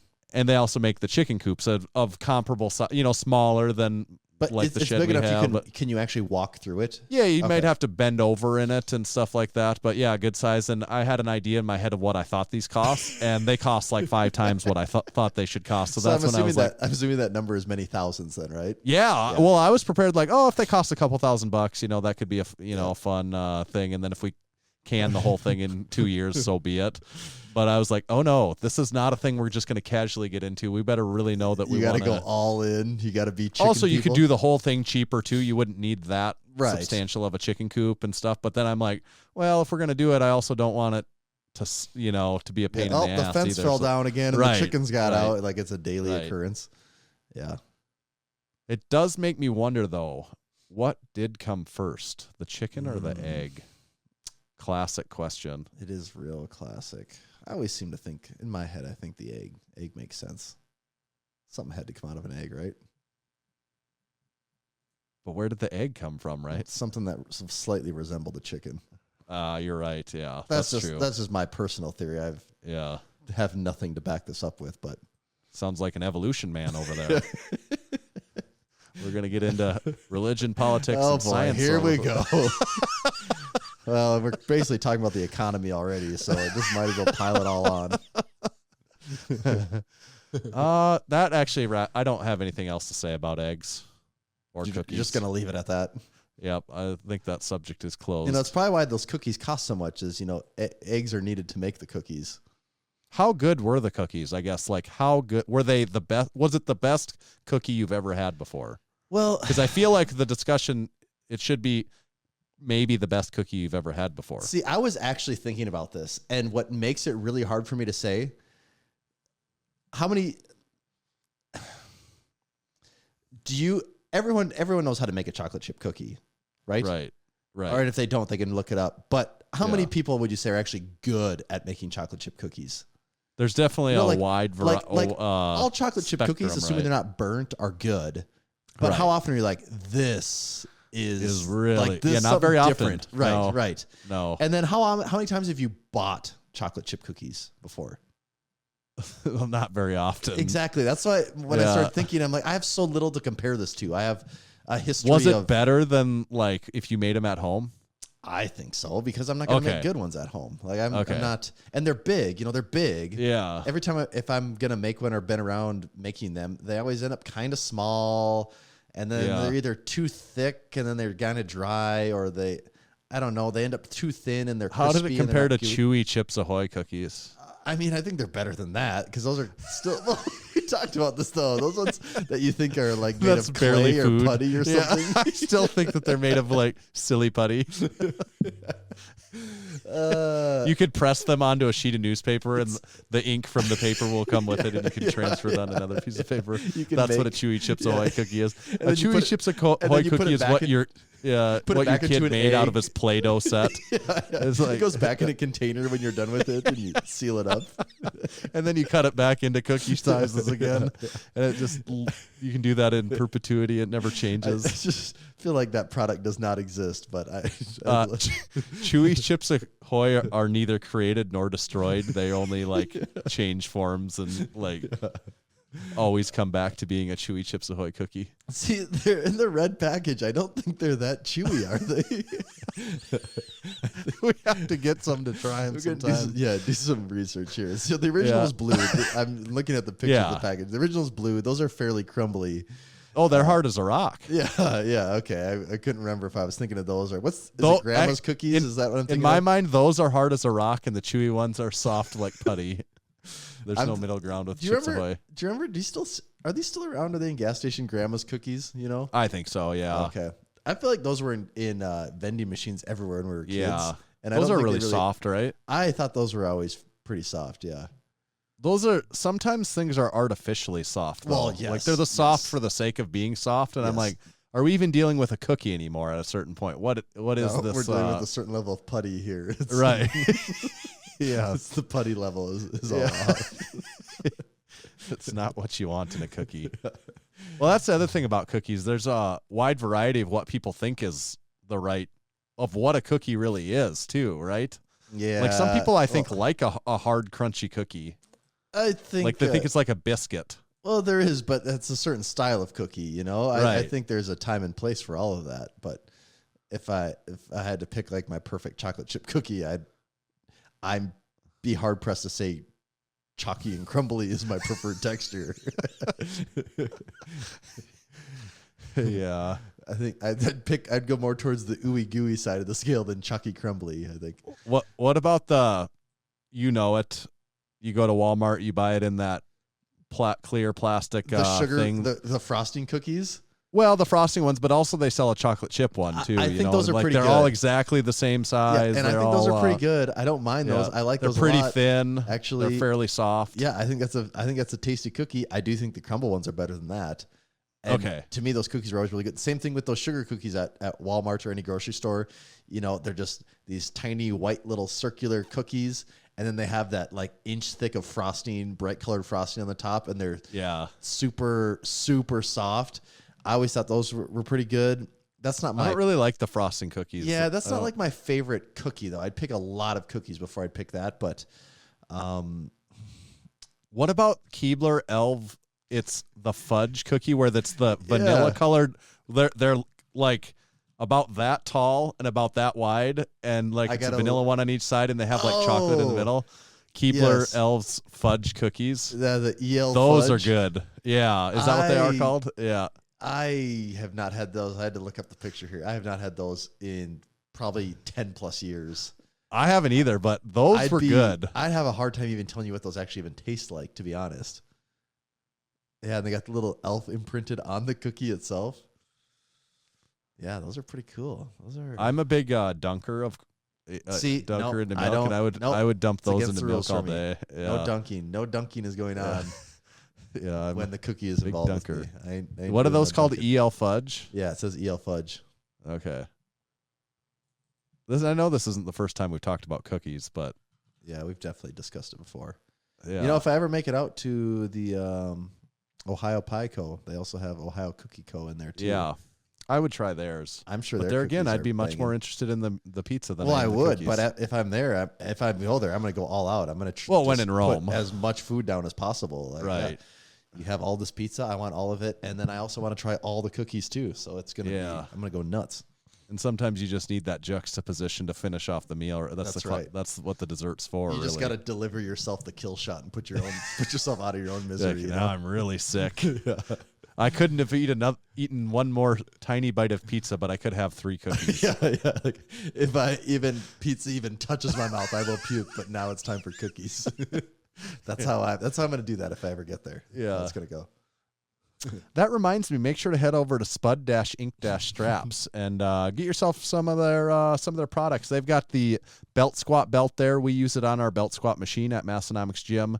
I also like the elbow sleeves that they've got. They make them in knee sleeves and elbow sleeves, and they got the nice loops that you can pull them on pretty easily. And I'm a fan of their elbow sleeves. They're great for training. They provide some support, but not like an overly large amount that would be too much. Like, say, if you're a power lifter and you don't want to be overly reliant on that sort of thing. So, belt squat belt, the sleeves, and then just the belts. I kind of always have liked the ratcheting style SPUD ink belt that they've got there. So make sure to check that out. And everything else that they've got there, it's spud-ink-straps.com. Make sure to tell them Massenomics sent you, and they'll, who knows what they'll do. Just make sure to tell them. And this episode is also brought to you by SwissLink. Just like how SPUD Ink sells a great variety of products that come in black and yellow colors, SwissLink sells a great variety of products that come from countries all over the world. Those things can consist of military clothing, and a great selection. Chemical have like biochemical suits, don't they have that? Biochemical suits, military issue backpacks, gas masks, tools, gas masks, wool blankets, NATO fuel cans, emergency food, first aid kits, survival packs, camping gear, and so much more.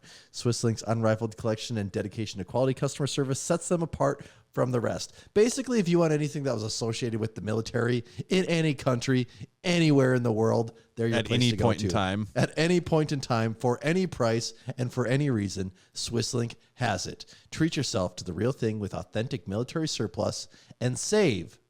Here's the important part. You can save 15% off your first order from SwissLink.com with code MASS at checkout. That's SWISSLINK.com. Thank you, SwissLink. We don't have enough time to talk about this, but I do have a comment about. We got nothing but time. I do. Future note. I want to mention something about World War One, which it reminds me of something about SwissLink, how it's a tie in there in World War One. Well, maybe I'll just say it now. Do we have enough time? Yeah, we got enough time. We got all the time in the world. I watched this movie. It's called All Quiet on the Western Front, and I think that's a pretty popular classic. This movie was a newer movie. I think the book is a classic, right? I don't know if I assumed it was maybe I just know it from the book then. That's what I think I knew it as too. I don't know when the movie came out. Is there any way of knowing that? Yep, I'm getting to the bottom of it right now. 2022. Wow. Okay. Yeah. I assumed it was a movie that's existed forever, but I just must know it from the book then, huh? Yeah, you know it from the book. And I like war movies, and I started watching this, and I was a good 10, 15 minutes in, and then I realized, wait a second, this is all in German. Like it is, all subtitles in German. And at that point in time, I was pot committed. So I'm not one to start a movie and not finish it. So, finished it. Was a really good movie, but it's about World War I, and it's from the German point of view, basically. And, World War, I just had this thought, and I'm sure a lot of people have said this before, but it's not a novel idea. But World War II gets a lot of the glamour. It's just like totally does. Yes. Right. And like I associate like most of my most of the things I know about like are all World War II, and I just know so little about World War I. And it's just like World War II just seemed like it's just so much different. But that's only like 30 years apart. It's not that big of a time frame apart. It seems so much different, but this movie did a really good job of showing just how horrifically gruesome World War I was. And I'm just like, my God, that is awful. That was just awful. I just can't even imagine how terrible it was, because all like trench warfare and how basically what the movie shows how I think they fought like however many years World War One went on, that battle line, like the front there, it went back and forth like hundreds of meters at a time but like over the course of like the 3 or 4 years, it never significantly changed. So they were just battling back and forth over this, Basically dumping people in just for them to die. And yeah, get the next over line and in over and over again, and like nobody really materially gaining any ground. Yeah. Like, and it's all like this, people like poisonous gas and all this horrific wasn't that stuff. the thing? Is it was just so disgusting in those. Right. And they're living in rat disease-filled trenches and water-filled, and it's just like, just awful. And I'm like, my God, those guys were so like quote unquote hard to be able to like oh my get God. through that shit. I'm like, one day of this, I'd be like, oh, what? Like, screw it. I'll just walk the other way and come get me later, I guess. Yeah. And it is crazy. It is, and that's awful one of those things, conditions. It is, and it's hard for me to even like talk about that stuff and not just sound like you're just parroting things you've heard right said 10 billion times over and over again. But it is hard to believe that was actually how war ever went, and that people somehow put up with it and just kept doing it. It doesn't make sense for like years in a row. And then also the part like of nobody really gaining any ground for that long and just still continuing to do it. Mm-hmm.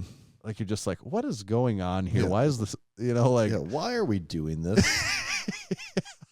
Awful. So on that note, make sure to check out the new items from our new drop this week. We've got the squats tee. I was trying really hard to think of some transition out of it. No, something I've observed in the gym this week. Some commercial gym. Yeah. But people really want a commercial gym segment every week. I know. It kind of struggled this week because my timing, it's all about my timing. If I go more, it's actually pretty amazing because if I go more at noon like I typically do, I'm one of the youngest people there. And if I just wait and I go like 3 o'clock-ish, you're one of the oldest. I'm one of the oldest guys there. Yeah. So I can really see both sides of it. But I didn't see anything too crazy that I haven't already spoken on in this past week, but I've also been going a little earlier. So it's been, I've had more of the place to myself. So I don't know if I really have any profound realizations this week. Well, we have to keep that in mind, though. I will, yes. Trust people me. want the commercial gym stories. I'm always hyper aware of what's going on around me in those places. So, I have a Massenomics gym story. We can trade stories. Yeah. Tommy too has been watching the podcast, so he saw last week that we're talking about Tommy too. Even. Yeah, and I think he is plotting on his takeover of your podcast seat now too. God, he's like, I will soon be Tommy 1. Someone put a stop to this. All right, that's it. I'm coming up there this weekend, and I'm going to stop this myself. Yeah, I'm like, Caden, I'm taking my locker back. Get your shit out of here. On my locker, throw Caden's stuff out. I put my face big on it. I'm going to put my face on all the lockers and the front doors so people know. So it has to be done. Should we bring this one in for the finish line? Oh, I didn't know we even got started. I thought we were about to jump into this. At the 2 hour and 11 minute mark. I was just starting to relax finally. Nope. I'm pretty tired. Okay.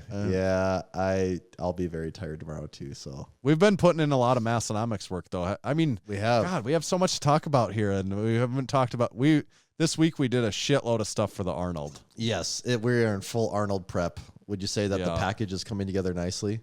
Yeah, I like the looks of this bulging package. It's starting to look nice. I like the shape that it's taking form of. Yeah, it is though.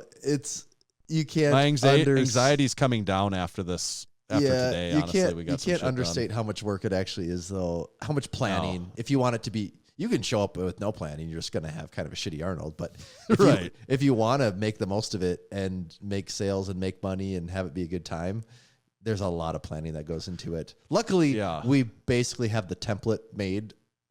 We kind of have the checklist made, and we basically just have to copy paste it every year. But it still is.